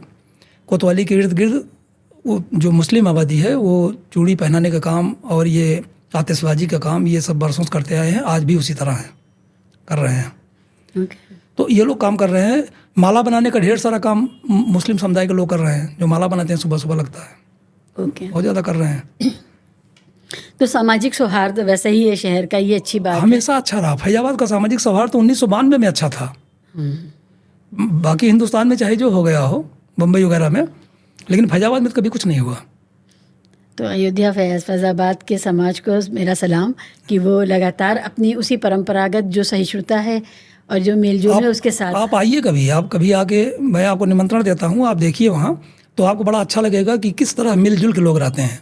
आज भी हिंदू मुसलमान एकदम मिलजुल के रहते हैं, सब एक दूसरे के काम आते हैं, एक दूसरे के यहाँ उठना बैठना है, खाना पीना है, कोई फर्क नहीं है। अयोध्या की सीट हारने की क्या वजह रही इतना? जब आपने कुछ तो इशारा कर ही दिया है कि लोग बहुत सारे तबाह हो गए इस सुंदरीकरण के नाम पर। एक तो ये हो गया, ये कॉम्प्लिकेटेड विषय है। अयोध्या का चुनाव हारने से पहले ये वहाँ नगर निगम का चुनाव जीत चुके हैं भाजपा वाले। अच्छा। इस तोड़फोड़ के बाद, जो जितनी तोड़फोड़ हुई है, इसके बाद नगर निगम का चुनाव, वो जीते। नगर निगम का चुनाव इसके बाद हुआ था और वो अच्छे मतों से जीत गए थे। सपा वहाँ दूसरे नंबर पे थी, सपा हार गई थी, ये जीत लिए थे। ये दुकान टूटने से, घर टूटने से, सड़क टूटने से, नाली टूटने से, बिजली खंभा गिरने से सारे प्रभावित तब भी थे। ओके। हालांकि कई लोगों ने कई तरह की बातें कही कि बहुत सारे वोट गायब हैं वोटर लिस्ट से, ये सब आरोप लगाए गए, लेकिन वो नगर निगम का चुनाव जीते। लोकसभा का चुनाव भी जो भाजपा हारी है वो बहुत ज़्यादा वोटों से नहीं हारी है, 50-55 हज़ार के करीब वोट से लोग हारे हुए हैं। तो लोकसभा के चुनाव में 55,000 वोट बहुत मायने नहीं रखता है, जहाँ लोग 4 लाख 5 लाख वोट से जीत जाते हैं। लेकिन इसका असर तो था, इसका असर आज भी है, और जो लोग प्रभावित हुए हैं उनकी आवाज़ उठाने वाला कोई नहीं है फिलहाल। अयोध्या से बाहर के जो लोग हैं वो लानत भेजते हुए कह रहे हैं कि अयोध्या वालों ने हरा दिया बीजेपी को, और रामनगरी से अगर बीजेपी नहीं जीतेगी और चित्रकूट से नहीं जीतेगी तो कहाँ से जीतेगी? तो ये जो फिज़ा बन रही है कि वहाँ जाइए तो वहाँ उनका कुछ मत खरीदिए, तो ये बहुत अच्छी बात नहीं है। वो गरीब लोग हैं और किसी तरह से जीवन यापन कर रहे हैं। आपका भरोसा था कि आप आएंगे तो उनकी ज़िंदगी की गाड़ी चलती रहेगी। अगर आप उनका इस तरह से बैन कर देंगे या बाइकआउट कर देंगे उनके सामान को, वहाँ जा कर के यहीं से ले करके जाएंगे। ये तक मैंने सुना लोगों ने कहा पानी भी वहाँ का मत खरीदिए। एक ऐसा माहौल बनाया गया, और उस माहौल को बनाने में मीडिया का बहुत बड़ा रोल रहा कि भगवान राम की प्राण प्रतिष्ठा हो रही है, मोदी जी हैं और मोदी जी का जलवा है, मोदी जी का आकर्षण है, मोदी जी की गारंटी है, ये सब मिला करके भाजपा जीत जाएगी। भाजपा को जीतने से कोई रोक नहीं सकता है। इस हवा के चक्कर में भाजपा कई चीज़ें नहीं कर पाई, चूक गई। भाजपा पहले भी अयोध्या हारी है, विधानसभा भी हारी है। सपा के तेज नारायण पांडे वहाँ से जीत गए थे। इन्हीं जो सांसद हारे हैं भाजपा के, लल्लू सिंह, इनको उन्होंने हराया था। इनको हरा करके विधायक हुए थे, फिर मंत्री भी बन गए थे अखिलेश यादव सरकार में। तो भाजपा पहले भी हारी है अयोध्या। भाजपा का अयोध्या हारना कोई बड़ी बात है? वहीं से जयशंकर पांडे जीते हैं, लल्लू सिंह को ही हरा के जीते थे जयशंकर पांडे। 2 बार विधायक रहे अयोध्या से और सपा से ही रहे। तो ऐसा नहीं है कि भाजपा पहली बार हारी है, उसको इस बार हारने का अफसोस और तकलीफ बहुत ज़्यादा है। इस बार उसको लग रहा था कि भगवान राम के मंदिर के नाम पर और मोदी जी की गारंटी के नाम पर तो हमारा बेड़ा पार ही हो जाएगा, हम तो जीत ही लेंगे अयोध्या। और अयोध्या ही नहीं, अयोध्या के अगल बगल के पूरे इलाके में भाजपा हारी। क्यों? ये वजह क्या रही? जब इतना डेवलपमेंट वहाँ हो रहा है, इतनी, देखिए जहाँ भी डेवलपमेंट होता है वहाँ ठेकेदार आते हैं, इतना सामान खरीदा जाता है, प्रोक्योरमेंट होता है, लोगों को रोज़गार मिलता है। मैं एक बार फिर दोहराना चाहूँगा कि डेवलपमेंट किसके लिए हुआ? असल सवाल तो ये है, पैसे वालों के लिए हुआ। आप 4 लेन बना देंगे, 6 लेन बना देंगे, 8 लेन बना देंगे, तो उस पर साइकिल वाला गरीब आदमी, उससे क्या मतलब है आपके 8 लेन से? उसका तो खेत चला गया, उसका घर चला गया, उसकी दुकान चली गई, उसको क्या मिला? आपने पूरे शहर की सड़क फैजाबाद और अयोध्या को तोड़ करके चौड़ी कर दी। इससे जिन दुकानदारों की दुकानें चली गई, जिनका रोजगार चला गया, उनको क्या मिला? आपने कहा कि हम विश्व स्तर का शहर बना रहे हैं, बनाया आपने, इसमें कोई दो राय नहीं है, बनाया, पैसा खर्च किया, और काम हुआ है। लेकिन वो विश्व स्तर के लोग आएंगे तो उनको अच्छा लगेगा, जो वहाँ पे लोकल स्तर के लोग हैं उनका क्या किया जाए, उनकी तकलीफ़ कैसे दूर हो। उनके लिए तो आपने कुछ किया नहीं। उनको तो आज भी बिजली कट जाती है तो 8 घंटे बिजली नहीं आती। अच्छा, बिजली का संकट है, बिजली का इशू है। बिजली का इशू इस तरह से है कि रोस्टिंग तो है, रोस्टिंग भी होती है, लेकिन वो लोकल फॉल्ट होती है। रोस्टिंग कहते हैं, सरकार डिक्लेयर कर देती है कि इतने से इतने बजे तक हम बिजली काट के रखेंगे, दिन में या रात में। रोस्टिंग आप ऐसे समझिए कि जो सिटीज़ हैं उनके लिए मान लीजिए 24 घंटे सप्लाई है, जो टाउन एरिया जैसे छोटे मोटे बाज़ार शहर हैं उनके 4 घंटे कटौती करते हैं, जो ग्रामीण इलाके हैं उनके लिए 5 घंटे 6 घंटे कटौती कर लेते हैं। इसको रोस्टिंग बोलते हैं। रोस्टर से रोस्टिंग बना हुआ है, वो कटौती का चक्र जो चलाते हैं। सोशल मीडिया पे रोस्टिंग का मतलब कुछ और होता है। अच्छा तो बिजली की समस्या अभी भी है। ट्रांसफार्मर फूंक जाता है, पता लगा कि 2 दिन ट्रांसफार्मर नहीं लग रहा है, तार टूट गया, तार नहीं बन रहा है। तो जो आदमी रोज़मर्रा की ज़िंदगी अयोध्या फैजाबाद में बिता रहा, जी रहा है अपने परिवार के साथ में, उसको तो इनसे मतलब है ना। उसको तो 4 लेन 6 लेन 8 लेन से क्या लेना देना है, उसको अंतर्राष्ट्रीय हवाई अड्डे से क्या लेना देना है। किसानों की ज़मीनें चली गई। अब ज़मीनों का भी आप खेल देखिए। एक नया इशू अभी शुरू हो गया है कि फैजाबाद में 10 साल या 10 साल से ज़्यादा समय से जो सर्किल रेट एक होता है ज़मीनों का, पूरे देश में लागू है। एक सर्किल रेट होता है कि इस सर्किल में जो ज़मीन है उनका सरकारी रेट क्या होगा, उससे कम पर कोई नहीं बेच सकता। उसमें स्टाम्प पेपर वगैरह जो सरकार की सेल होती है वो रिलेटेड होता है। 10 साल 12 साल से सर्किल रेट नहीं बढ़ाए गए थे। और ये जो सड़कों का चौड़ीकरण हो रहा है, एक फैजाबाद से लेकर अम्बेडकर नगर तक जो 4 लेन बन रही है, इसमें कई जगह बाईपास वगैरह निकाले गए हैं। अयोध्या में खुद बहुत सारी ज़मीनों का अधिग्रहण किया सरकार ने, बहुत ज़्यादा किया, सड़कें बनाई और अदर पर्पजेज़ के लिए भी अधिग्रहण किया हुआ है। बहुत सारी ज़मीन वो पुराने रेट पर किया, 15 साल पहले के रेट पर। और अब जब सारा काम निपट गया है, जिनको खरीदना था खरीद लिए हैं, सब कर लिए हैं, तो अभी 15 दिन पहले की बात है, सर्किल रेट 200 गुना बढ़ाया गया है। 200%, 250% से लेकर के 200% तक सर्किल रेट बढ़ाया गया। तो ये तो अच्छी बात है ना, जिनको खरीदना था वो सस्ते में खरीद लिया। अब वो महंगे में बेचेंगे। अच्छा, अब वो महंगे में बेचेंगे, खरीद तो लिया सस्ते में, लेकिन जिससे सस्ते में खरीद लिया वो रो रहा है ना। ओके, कि आपने 1 दशक हो गया सर्किल रेट नहीं बढ़ाया था, हम लोग मांग कर रहे थे कि सर्किल रेट बढ़ा करके तब हमारी ज़मीन ली जाए, तब हमको भुगतान किया जाए, लेकिन हमसे आपने सस्ते में ले लिया। अब आप सर्किल रेट 50% से लेकर 200% बढ़ा रहे हैं। तो जो नए मालिक हैं उस जगह के, उनको फ़ायदा हो रहा है बहुत ज़्यादा, 200% का फ़ायदा, 200% का। तो वो भी तो अयोध्या के ही लोग होंगे ना, उनका जिनका फ़ायदा हो रहा है। अयोध्या के लोग तो कम होंगे, बाहर के भी बहुत ज़्यादा हैं। अब उसमें बहुत बड़े बड़े ग्रुप शामिल हो गए हैं। मैं नाम नहीं लेना चाहता किसी ग्रुप का, लेकिन बताते हैं कि तमाम सुपरस्टार वहाँ ज़मीन खरीद रहे हैं। हाँ, ओके। यानी कि वो सारा फ़ायदा जो है, क्रीम सारी बड़े लोगों को मिलेगी जो बाहर के हैं अक्सर। इस बारे में तो पिछले 2 साल से बड़ी हल्ला शुरू हुई है कि खुद राम जन्मभूमि ट्रस्ट ने भी कुछ सस्ती ज़मीन खरीदी, फिर महंगी ज़मीन खरीदी भी, या सस्ते खरीद करके महंगे में बेची जी। तो इस तरह के आरोप तो लगते रहे हैं। हाँ, लेकिन वो तो मंदिर परिसर की ज़मीन का था, इसलिए मुझे लगा ये अलग मामला है, वो अलग मामला है। वहाँ बहुत ज़्यादा ज़मीनें ली गई हैं। एक तो हवाई अड्डे का जो निर्माण हुआ, जो विस्तार हो रहा है, उसमें बहुत ज़्यादा किसान प्रभावित हुए हैं, उसमें बहुत ज़मीन लगती है। उससे रिलेटेड जो आवास वगैरह बनाए जाते हैं, ऑफिस बनाए जाते हैं, उसमें होता है। अयोध्या के लिए, अयोध्या के इर्द गिर्द के एरिया में बहुत ज़्यादा ज़मीन ली गई। सुनने में आया कि तमाम होटल वहाँ खुलेंगे, पार्किंग बन रही है। और जैसे दिल्ली में सारे स्टेट्स के हाउस हैं, यूपी हाउस है तो बिहार हाउस है, इस तरह करके है, बिहार भवन, यूपी भवन। इस तरह वहाँ भी उत्तर प्रदेश सरकार ने राज्यों को ऑफर दिया था कि आपको हम सस्ते में ज़मीन देंगे, आप अपने यहाँ पे भवन बनाइए। तो इसके लिए ज़मीन ली गई है। ज़मीनें बहुत ली गई। अब वो किसान भूमिहीन हो गए हैं, जो जमींदार थे, जो ज़मीन के मालिक थे, वो भूमिहीन हो गए हैं और सस्ते में हो गए हैं। अच्छा, मिला भी कुछ नहीं। मिला कुछ नहीं। ये यानी कि पूरा का पूरा मामला जो है वो आर्थिक ही है वहाँ का, बहुत ज़्यादा, बहुत ज़्यादा। इन सब के बीच में जो भगवान के लिए जो श्रद्धा है, वो मतलब उससे फर्क नहीं पड़ता। श्रद्धा अपनी जगह है, वो है, तो मन की बात है अपनी। श्रद्धा मन की भी बात है और श्रद्धा हैसियत की भी बात है। श्रद्धा में हैसियत भी शामिल हो जाती है। जब आप धार्मिक नगरी में किसी व्यवसाय की बात करते हैं तो ये डिपेंड करता है कि जो श्रद्धालु हैं उनकी हैसियत क्या है, किस हैसियत के लोग आएंगे वहाँ। जैसे एक आदमी की बहुत ज़्यादा धार्मिक श्रद्धा है और वो खाली हाथ चला जाता है, पैदल चला जाता है, वो दर्शन करके चला जाता है, साइकिल से चला जाता है, मोटरसाइकिल चला जाता है, दर्शन करके आता है, जैसे मैंने बिरला जी के प्रसंग में बताया। एक आदमी जिसके पास हैसियत है वो हवाई जहाज़ से उड़ के पहुँचता है, वहाँ 5 स्टार होटल में रुकता है, टैक्सी बुक करता है और उस तरह दर्शन करता है और ज़्यादा पैसे खर्च होते हैं उसके।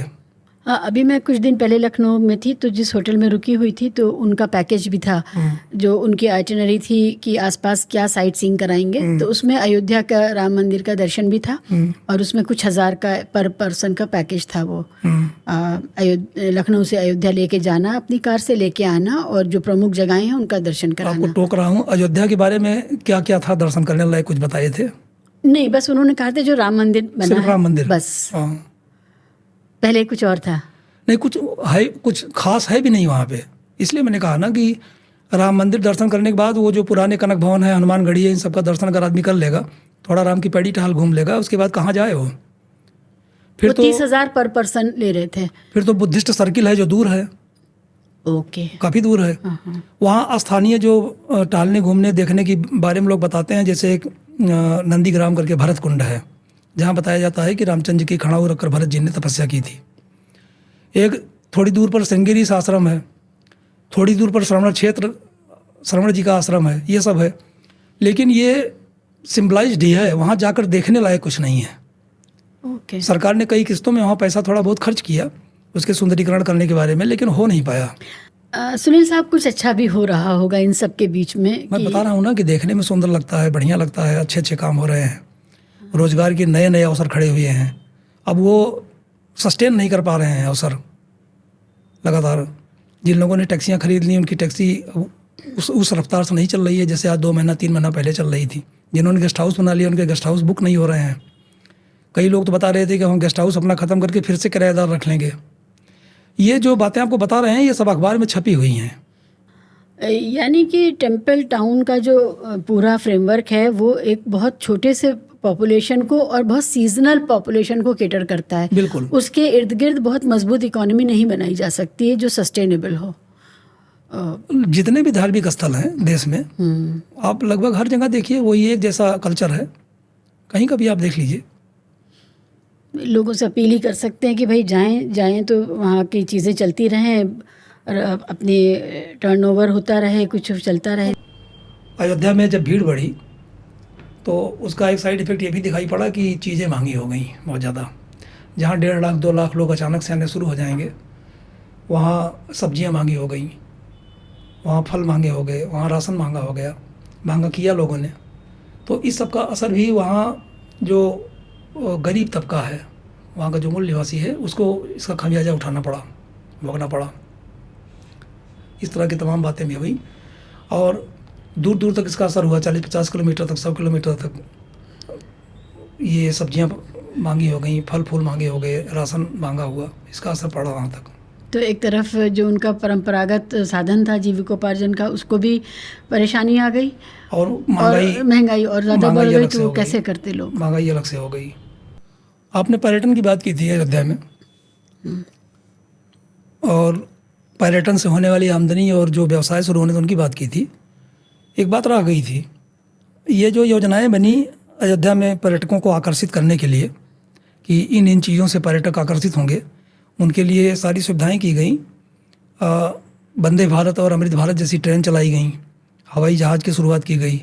यही इतना नहीं, जो अयोध्या पहुंच जाए उनके लिए एक हेलीकॉप्टर सर्विस शुरू की गई थी जो अयोध्या दर्शन कराता था, हेलीकॉप्टर। इसके बाद एक क्रूज की सेवा शुरू की गई सरयू नदी में, मोटर बोट की सेवा शुरू की गई। सरयू नदी इतनी बड़ी है कि उस पर क्रूज चल सके? यही तो दिक्कत थी ना। मेरे कहने का मतलब यही है कि ये जो सारी योजनाएं शुरू की गई, इनका उनको पता नहीं आकलन ठीक से था कि नहीं था, कैसे कैलकुलेट किया था उन्होंने, कैसे चलेगी। अब अयोध्या में 5 मिनट का अयोध्या दर्शन कराने का मेरे ख्याल से 2,500, 3,000, 4,000 रुपये तक ले रहे थे। क्रूज जिस दिन शुरू किया अयोध्या में, जिस दिन उसका उद्घाटन था, उसी दिन वो जाके पुल के खंभे में टकरा गया और वो खड़ा हो गया। बाद में उसको सवारियां नहीं मिली। मोटर बोट और क्रूज जो शुरू किए थे, वहाँ पे जो निजी तौर पर मोटर बोट चलाते हैं सैलानियों को टहलाने घुमाने के लिए नदी में, वो अगर 100 रुपये में आपको यात्रा करा देते हैं तो सरकार का 300, 400, 500 रुपया सरकार का रेट था, तो लोग गए ही नहीं। वो सब बंद हो गया, हेलीकॉप्टर सर्विस बंद हो गई 1 हफ्ता चल करके, और ये क्रूज चला ही नहीं, मोटर बोट सर्विस भी नहीं चली। मेरे कहने का मतलब ये था कि ठीक से आकलन नहीं हुआ कि जो यात्री आएंगे उनको क्या चाहिए। वंदे भारत, अमृत भारत ट्रेन जो चलाई गई हैं ये भी महंगी हैं, बहुत महंगी हैं, कम से कम फैजाबाद और अयोध्या के लिए तो महंगी हैं। दिल्ली से और स्थानों के लिए जो चल रही हैं उनकी बात हम नहीं जानते, लेकिन वहाँ के लिए महंगी है, तो पर्याप्त यात्री नहीं मिले। तो इसलिए भी ये जो पर्यटन की योजना थी इस पर बड़ा असर पड़ा, वो अयोध्या के लिहाज से सफल नहीं कही जा सकती। अच्छा, कुल मिला के अब ये लग रहा है कि वहाँ उस जगह का जो एक स्पिरिट है, जो उसका मर्म है, उसके अलावा चकाचौंध ज़्यादा पैदा कर दी गई, तो वो वहाँ के लिए वो मुनासिब भी नहीं थी, क्योंकि सरयू नदी मैंने भी देखी है, वो इतनी बड़ी नदी नहीं है कि उसके ऊपर क्रूज शिप्स चलेंगे। कुछ बरसात में तो ठीक ठाक नदी दिखाई पड़ती है, लेकिन गर्मियों के दिन में सूख जाती है। जी। और उसकी जो मुख्य धारा है वो बहुत सीमित हो जाती है, बहुत ज़्यादा। जी। यही वजह है कि वहाँ राम की पैड़ी जो बनाई गई थी, राम की पैड़ी कभी सफल नहीं रही। पहले पंप लगाए गए थे पानी पंप करके लाने के लिए, फिर ये हुआ कि सरयू नदी की धारा को जो है सीधे वहाँ तक पहुँचाया जाए, लेकिन जब सरयू गर्मी के दिन में धारा ही दूर हो जाती है तो पानी कहाँ से आएगा। राम की पैड़ी में पानी की कोई व्यवस्था होती, क्या होता है राम की पैड़ी, क्या हर की पैड़ी आपने देखी है?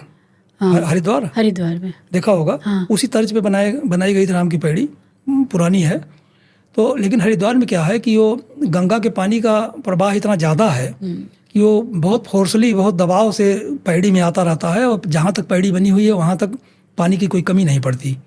अयोध्या में ये दिक्कत हुई।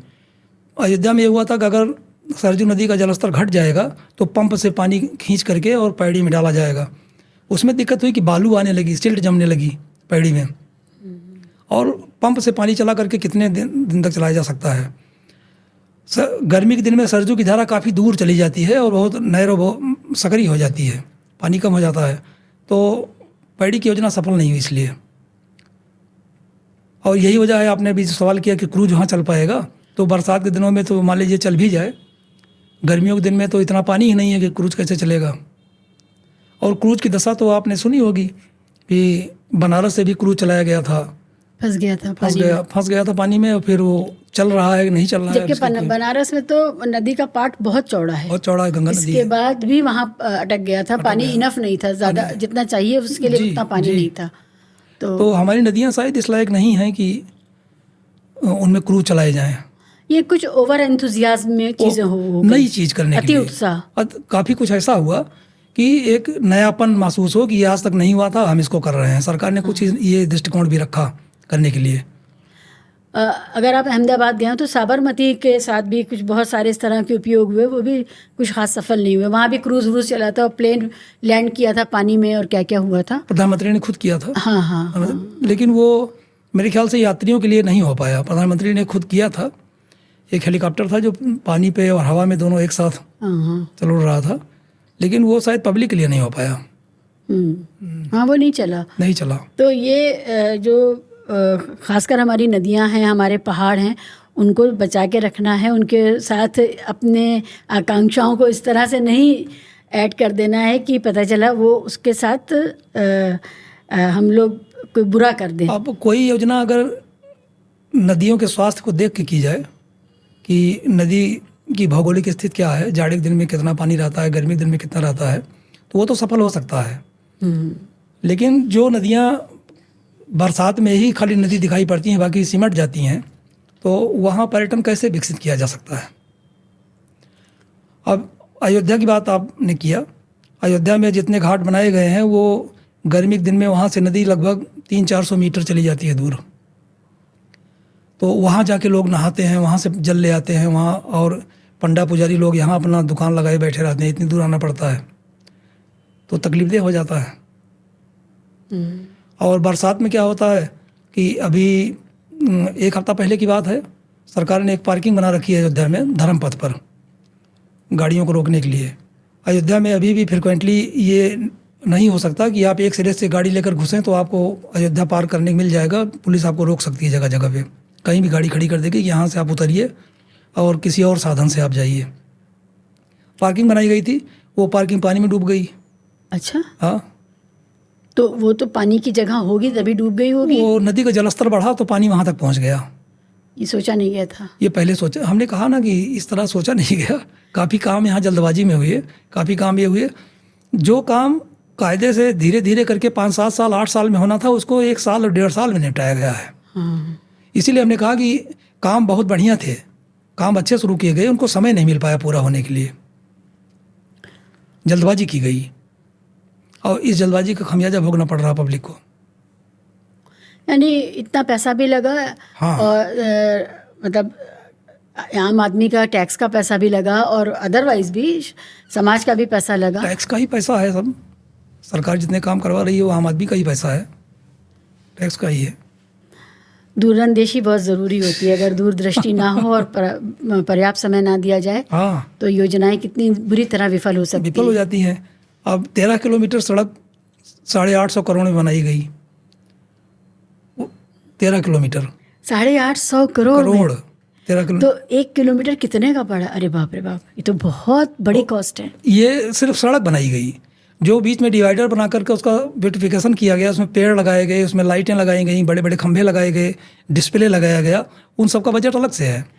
आप ये कह रहे हैं कि डिवाइडर का बजट इसमें शामिल नहीं, सिर्फ कारपेटिंग हुई है। सिर्फ सड़क बनी इसमें। और आपको 1-2 चीज़ें हम और बता दें। आधा किलोमीटर की जो सड़कें बनी हैं, जिनको भक्ति पथ बोलते हैं, राम पथ बोलते हैं। अच्छा, नाम भक्त पथ रखा गया है। ये इसका नाम है राम पथ, जो 13 किलोमीटर लंबी सड़क है। इसके बाद वहाँ एक बेड़ा धर्मशाला है। बेड़ा धर्मशाला के से जो सड़क शुरू होकर सीधे मंदिर तक जाती है, उसको बोलते हैं भक्ति पथ। और जो NH 28 को अयोध्या से जोड़ता है, उसका नाम है शायद धर्म पथ। एक लता मंगेशकर मार्ग भी है, उसमें भी चौराहा है सर। 8 गड्ढे हो गए थे बड़े बड़े, लता मंगेशकर वाला जो नाम पे जो रखा गया है। अब वो लता रोड है या लता मंगेशकर चौराहा है, सिर्फ चौराहा है। वहाँ एक बीड़ा, बड़ी सी बीड़ा बना के लगाई गई है। हाँ, तो उसी उतने चौराहे का नाम लता मंगेशकर चौराहा है। ओके। एक जिसको राम पथ कहा जा रहा है, वो 845 करोड़ में बना है, प्लस सजावट का खर्चा अलग से है। और जन्मभूमि पथ जिसको बोलते हैं, वो आधा किलोमीटर है, 41 करोड़ रुपए में बना हुआ है। आधा किलोमीटर कितने? 41 करोड़ में बना हुआ है। भक्ति पथ भी ये तो आधा किलोमीटर से भी कम है और 68 करोड़ रुपए में बना हुआ है। ये सरकारी आंकड़े हैं। भक्ति पथ का बताइए फिर से। भक्ति पथ आधा किलोमीटर से भी कम है और 68 करोड़ रुपया लगा बनाने में। 500 मीटर से कम है वो 68 करोड़। और जो धर्म पथ है वो 1 किलोमीटर से भी कम है, उस पर 65 करोड़ रुपया लगा हुआ है। तो धर्म पथ, भक्ति पथ, राम जन्मभूमि पथ और ये राम पथ, इतने पथ यहाँ बने हुए हैं। यानी कुछ लोग तो बहुत अमीर हुए हैं इस पूरे प्रकरण में। ठेकेदार ही हुए होंगे, ठेकेदार या उनसे संबंधित जो लोग रहे होंगे, क्योंकि ये सारे पथ बनाने में मकान और दुकानें टूटी हैं। फिर तो अयोध्या वासियों की जो नाराजगी है वो बिल्कुल जायज़ है। उनको कुछ नहीं मिला, ठेकेदारों को मिला। इसमें जो लता मंगेशकर चौराहा है, वहाँ से लेकर के जो NH 28 को जोड़ा गया है, ये पहले से जो है 2 लेन सड़क बनी हुई थी। इसमें कोई किसी का घर द्वार या मकान नहीं टूटा है, दुकान नहीं टूटी है, बाकी हर जगह टूटा है। ये बहुत दुखदाई है कि इतना महंगा काम करवाया गया, सीधा सीधा करप्शन हुआ यहाँ। तो इसका मतलब किसी ने देखा ही नहीं ये सड़क, और वो सड़कें जो इतनी महंगी बनी हैं वो टूट रही हैं। अब करप्शन का आलम आपको बताया ही कि वो 3800 फर्जी जो बैम्बू लाइट उसको बोलते हैं, और 38 गोबो प्रोजेक्टर जो तमाम तरह की लाइट को डिस्प्ले करते रहते हैं, प्रोजेक्ट करते रहते हैं, ये सब थे। तो इसमें इतना बड़ा फर्जीवाड़ा हुआ कि लाइट लगाए नहीं, और जब जांच पड़ताल होनी हुई तो FIR लिखवा दी, चोरी हो गई। तो ये तो एक नमूना है, एक सबूत है, इस तरह हुआ है। अब समझ में आ रहा है कि क्यों उन लोगों की नाराज़गी इतनी ज़्यादा है। और जाहिर है जिन लोगों के लिए वो सब कुछ सुंदरीकरण किया गया, वो बाहरी लोग कितनी बार जाएंगे। वही बात है। आपने विश्व स्तर का बनाया, लेकिन आप विश्व के लोगों के लिए बनाया, आपने स्थानीय लोगों के लिए क्या किया? एक पत्रकार होने के नाते और गांव से और ज़मीन से जुड़े होने के नाते मैंने देखा कि आम आदमी के लिए, जो वहाँ के मूल निवासी हैं, जो इससे प्रभावित हो रहे हैं सड़क बनने से और सुंदरीकरण से, उनके लिए कुछ नहीं हुआ। तो कुल मिलाकर के एक शहर और एक नगरी के तौर पे अयोध्यावासी और फैज़ाबाद वाले के लोग अपने गुस्से में जस्टिफाइड हैं, और उनको भी इस पूरे प्रोसेस में, सुंदरीकरण में अगर शामिल इस तरह किया जाता कि उनको रोज़गार के अवसर मिलते, उनका व्यापार और ट्रेड आगे बढ़ता, उसको उनको फ़ायदा मिलता, तो ये बहुत अच्छा होता। और दूसरी बात ये भी है कि जो विस्थापित किए गए उनको पूरी तरह से सम्मान ये होना चाहिए था। जैसे ऐसा नहीं है कि अधिकारियों को इस बात की समझ नहीं है या नेताओं को समझ नहीं है। फैज़ाबाद में बृहस्पतिवार को बंदी रहती है, साप्ताहिक बंदी, वीकली क्लोजिंग होती है थर्सडे को, बहुत दिनों से। तो वीकली, आपको पता ही होगा, वीकली क्लोजिंग के दिन जो ये फुटपाथ वाले दुकानदार होते हैं, ये ज़रा ज़्यादा अपनी दुकानें फैला के लगा लेते हैं, इनको जगह मिल जाती है। वहाँ चौक से रिकाबगंज का जो मुख्य सहारा आप कह सकते हैं, जो मुख्य इलाका है, वहाँ सड़कों पर ये लोग दुकान लगाते थे बहुत दिनों से, थर्सडे के दिन, बृहस्पतिवार बंदी के दिन। अभी कुछ साल पहले की बात है, 5-7 साल 8 साल हुआ होगा हार्डली। प्रशासन ने कहा नहीं, इससे तो लोगों को आने जाने में बड़ी दिक्कत होती है, तो उनको एक जगह दी गई साप्ताहिक बाज़ार लगाने के लिए, गुलाबबाड़ी का मैदान। अब वो सड़क पे दुकान नहीं लगाते हैं, पिछले कई वर्षों से वो लोग गुलाबबाड़ी के मैदान में दुकान लगाते हैं। वो खरीदार भी समझ गए हैं कि अब ये दुकान वहाँ लगती है तो वहीं जाके अपनी ख़रीदारी कर लेते हैं। यही काम और लोगों के साथ भी हो सकता है ना। आपने उनको वहाँ से हटाया तो आपने एक जगह उनको दी, आपने उनको, उनकी दुकानें तोड़ी, उनके आपने ठेले हटाए, उनके खोमचे हटाए, उनकी गिमटियाँ झुग्गियाँ हटाई, तो कहीं तो आप उनको स्थापित कीजिए। तो ये तो उनके ज़िंदगी का सवाल है, ज़िंदा रहने का सवाल है, और इसको नज़रअंदाज करके कोई भी सरकारी नीति कामयाब नहीं हो सकती है। लेकिन दिक्कत इसी बात की है ना कि वो एक जो विरोध का कल्चर था पहले, विरोध करने का, वो भी धीरे धीरे ख़त्म होता जा रहा है।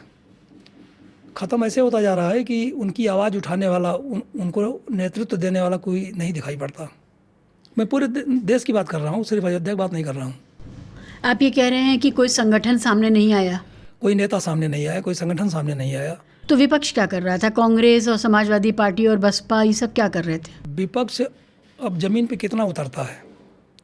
अब विपक्ष भी तो प्रेस विज्ञप्ति देकर, मेरा ये कहना है कि अयोध्यावासी भी तो किसी न किसी पार्टी से जुड़े हुए होंगे, तो वो जो विस्थापित हो रहे थे, वो उनका भी तो कोई पार्टी का कोई संपर्क होगा। उन्होंने अपना आंदोलन नहीं खड़ा किया, पार्टियों ने आवाज़ उठाई। उनकी आवाज़ बस इतना है कि अखबार में प्रेस विज्ञप्ति दे देते हैं और टीवी चैनल में बहस कर लेते हैं, ऐसा हो रहा।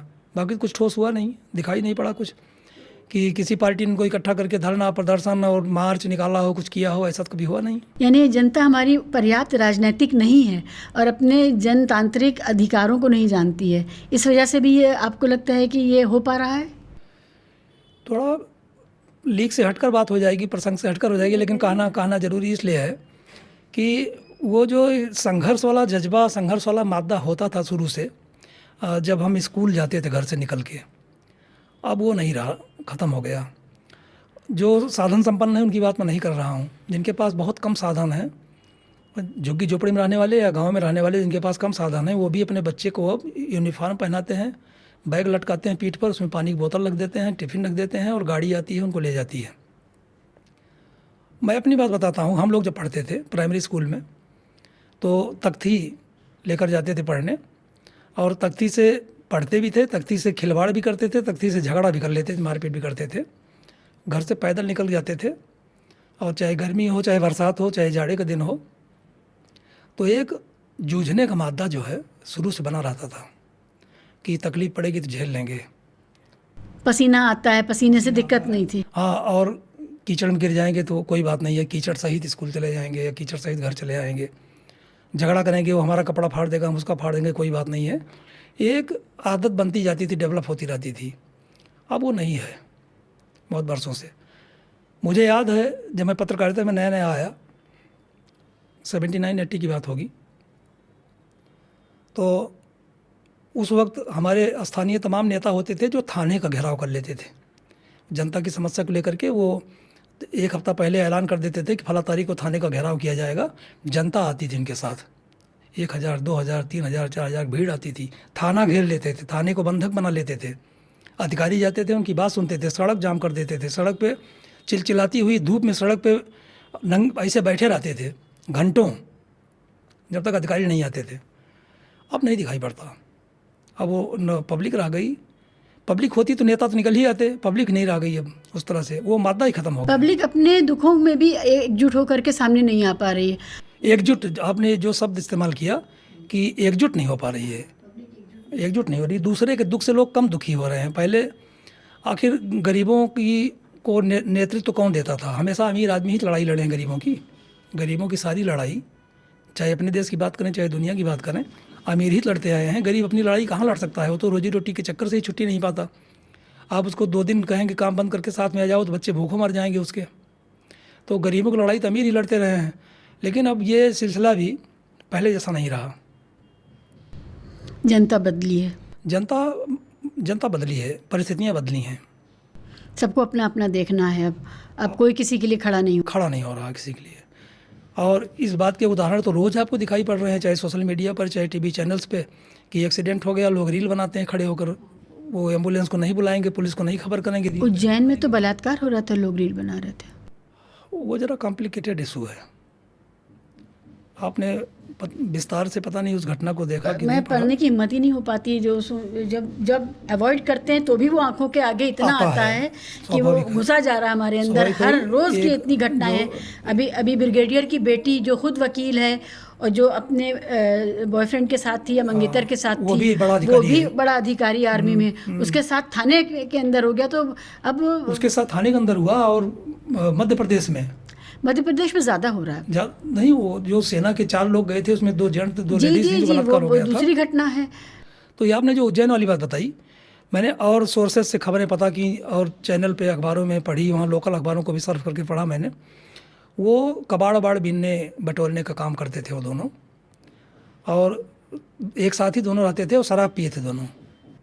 लेकिन जो वीडियो बनाने वाले थे वो तो शराब नहीं पिए थे, वो तो होश में थे। तो ऐसी घटना का भी लोग वीडियो बना सकते हैं। एक आदमी तड़प रहा, मर रहा, उसकी जान निकल रही है, इनको पहले वीडियो बनाने की पड़ी हुई है। ये होता है। तो जनता भी बदल गई है। हमारे संघर्ष करने के माध्यम कम होते जा रहे हैं, खत्म हो रहे हैं। जनता अगर संघर्ष पे आमादा हो जाए तो नेता तो निकल ही आएगा। नेता तो जनता से ही पैदा होते हैं। आपने ये बात कही, पहलवान बेटियों ने बड़ा संघर्ष किया था, निकली थी, और उन्होंने तो ये भी कह दिया था कि कोई नेता ना आए, वो अपनी लड़ाई खुद लड़ रही थी, लेकिन हुआ कुछ नहीं। तो वो भी एक उदाहरण हमारे सामने है कि हताश हो जाता है इंसान देख करके कि अब इस देश में किसी भी तरह के प्रोटेस्ट का कोई असर नहीं, पुलिस आप ही को आके पीटेगी। उससे पहले OROP का मामला था, 1 रैंक 1 पेंशन, उसमें जिस तरह से भूतपूर्व सैनिकों को सैन्य अधिकारियों के साथ जो हुआ था वो भी बहुत ही भयानक था। हम सोच नहीं सकते थे कि जिस देश में सेना के नाम पर इतनी सेना की पूजा होती है, और अगर कोई सैनिक है तो उसको रास्ता चलते लोग सैल्यूट करते हैं, और बात बात पे कहते हैं कि हमारे सैनिक सियाचिन में खड़े हैं, तो इतना सम्मान था। लेकिन OROP में तो सीधे सीधे धोखा दिया गया उनको, तो इसलिए अब कुछ नहीं होता। OROP हो या हरियाणा की पहलवान लड़कियां हों, इस तरह जो भी घटनाएं हैं, सत्ता जब निरंकुश होने लगती है तो सत्ता के निरंकुश होने का असर पब्लिक पर पड़ता है। और सत्ता की निरंकुशता तो दिखाई पड़ रही है, दिन प्रतिदिन हम लोग देख रहे हैं। एक YouTube चैनल चलाने वाले, वीडियो क्लिप कहीं डाल देने वाले किस तरह हैरेस किए जा रहे हैं, पुलिस उनको परेशान कर रही है सरकार के इशारे पर, जेल चले जा रहे हैं, जमानत नहीं हो रही है। आप तो बेहतर वाकिफ़ हैं इन चीज़ों से। तो ये सत्ता की निरंकुशता है। और हरियाणा की लड़कियां जो पहलवान बेटियां हैं, फोगाट बहनें वगैरह हैं, अपनी लड़ाई लड़ रही हो। हाँ, वो ताकतवर लोग हैं, ऐसा नहीं है कि वो आम लोग थे। और ऐसा नहीं कि कोई उनकी मदद नहीं कर रहा है, उनकी मदद करने वाले भी हैं, राजनीति में भी हैं, समाज में भी हैं, मदद कर रहे हैं लोग। और अब इसका आप क्या करिएगा, ये विसंगति है, विडम्बना है कि उसके चाचा ने यही उनके खिलाफ बयान दिया कि हमसे बिना पूछे राजनीति में चली गई। तो घर से भी लोग हताश करना शुरू कर देते हैं। अच्छा, अयोध्या की हमने ये वाली बात तो बहुत कर ली। ओवरऑल कैसा चल रहा है उत्तर प्रदेश में? लॉ एंड ऑर्डर कैसा है? महिलाओं की स्थिति कैसी है? शिक्षा कैसी है? स्वास्थ्य कैसा है? उसके बारे में थोड़ी जानकारी दीजिए। लॉ एंड ऑर्डर के नाम पे जो सबसे बड़ी चीज़ चर्चा में आई थी वो था बुलडोजर कल्चर। हाँ, बुलडोज़र। जो शायद यूपी में ही शुरू हुआ, इसके बाद अदर स्टेट में भी गया। तो अभी तो सुनने में आता राजस्थान में भी और मध्य प्रदेश में तो हुआ ही है, चला है, जिस पर सुप्रीम कोर्ट ने रोक लगा दी कि हमारे अगले आदेश तक कोई बुलडोजर कार्यवाही नहीं होगी, सिर्फ उन जगहों को छोड़कर जहां पहले से होना तय है। बाकी law and order Uttar Pradesh में भी वैसे ही है जैसे पूरे देश में है। अभी बड़ी ख़राब खबर आई कि मंदिर में सफाई करने वाली बच्ची के साथ, महिला के साथ बहुत बड़ी दुर्व्यवहार हुआ है। हाँ, बहुत बड़ी घटना घट गई है। 9 लोगों ने बलात्कार किया, सामूहिक बलात्कार हुआ है। ये कैसे मुमकिन है कि क्या वहाँ सीसीटीवी कैमरे हैं? क्या, how do you see this? इस तरह की घटनाएं कोई बहुत अद्भुत और अनोखी अब नहीं लगती हैं, क्योंकि हो ही रही हैं, हर जगह हो रही हैं, हर शहर में हो रही हैं, हर राज्य में हो रही हैं। छेड़छाड़ की घटनाएं, बलात्कार की घटनाएं।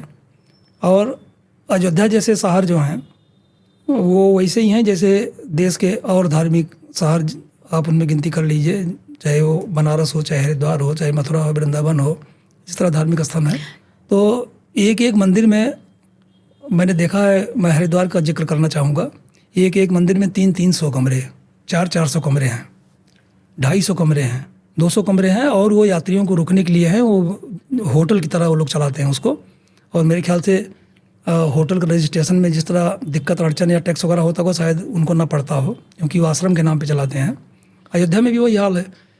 अयोध्या में जो गेस्ट हाउस और होटल चलाने वाले दुखी हो गए यात्रियों की संख्या को लेकर, यात्री नहीं आ रहे हैं, उनमें एक बड़ा रोल जो है इस तरह के मंदिरों का भी है, जहाँ 50 कमरे, 60 कमरे, 70 कमरे, 100 कमरे बने हुए हैं, आप 200 रुपया देकर रुक जाइए, 500 रुपया देकर रुक जाइए।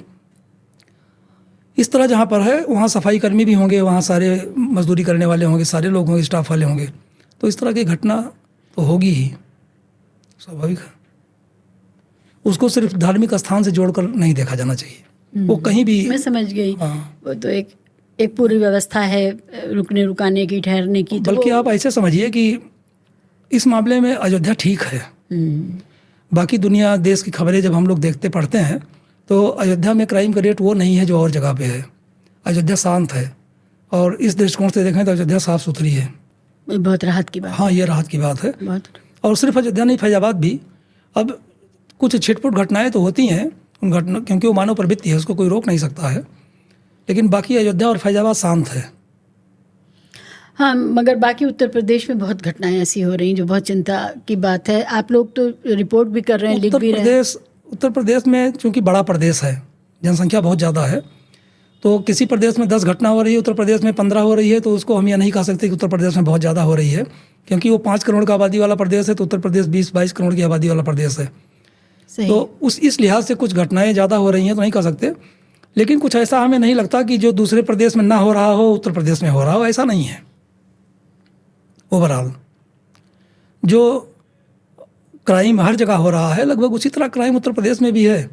ये बड़ा प्रदेश है, इसके चैलेंजेस बहुत बड़े हैं, लॉ एंड ऑर्डर की चैलेंज यहाँ और ज़्यादा है दूसरे प्रदेश के मुकाबले। तो हम इसलिए ज़्यादा नहीं कह सकते उसको। कृषि का सवाल उत्तर प्रदेश में, हाँ। उसके बारे में कुछ बताइए, क्योंकि मेरी कुछ लोगों से बात हो रही थी, मैं कुछ बैकग्राउंड स्टडी कर रही थी, तो उन्होंने बताया कि जिस तरह का मौसम अब बदला है उसकी वजह से जो फसलों की तबाही होती है, अचानक इतना ज़्यादा पानी आ जाएगा, पानी की जब ज़रूरत होती है उस समय भी अगर पानी आ जाता है तो इतना ज़्यादा होता है कि वो ख़राब कर देता है। और फिर उसमें सरकारी जो मदद है, जो घोषणा होती है, उसमें एक रोल होता है अधिकारियों का कि वो आपकी तबाही को, आपके खेत की बर्बादी को वो सर्टिफाई करते हैं, भेजते हैं। तो इस तरह की जो चीज़ें हैं, क्या स्थिति है इस समय कृषि की इस तरह के मौसम के परिवर्तन के बाद? कृषि की स्थिति तो ऐसे ही है जैसे हमेशा से रही है। खेती तो प्रकृति के भरोसे ही होती है। खेती को ये कहे 100% अपने संसाधन से हम कर लेंगे तो संभव नहीं है, प्रकृति के भरोसे होती है।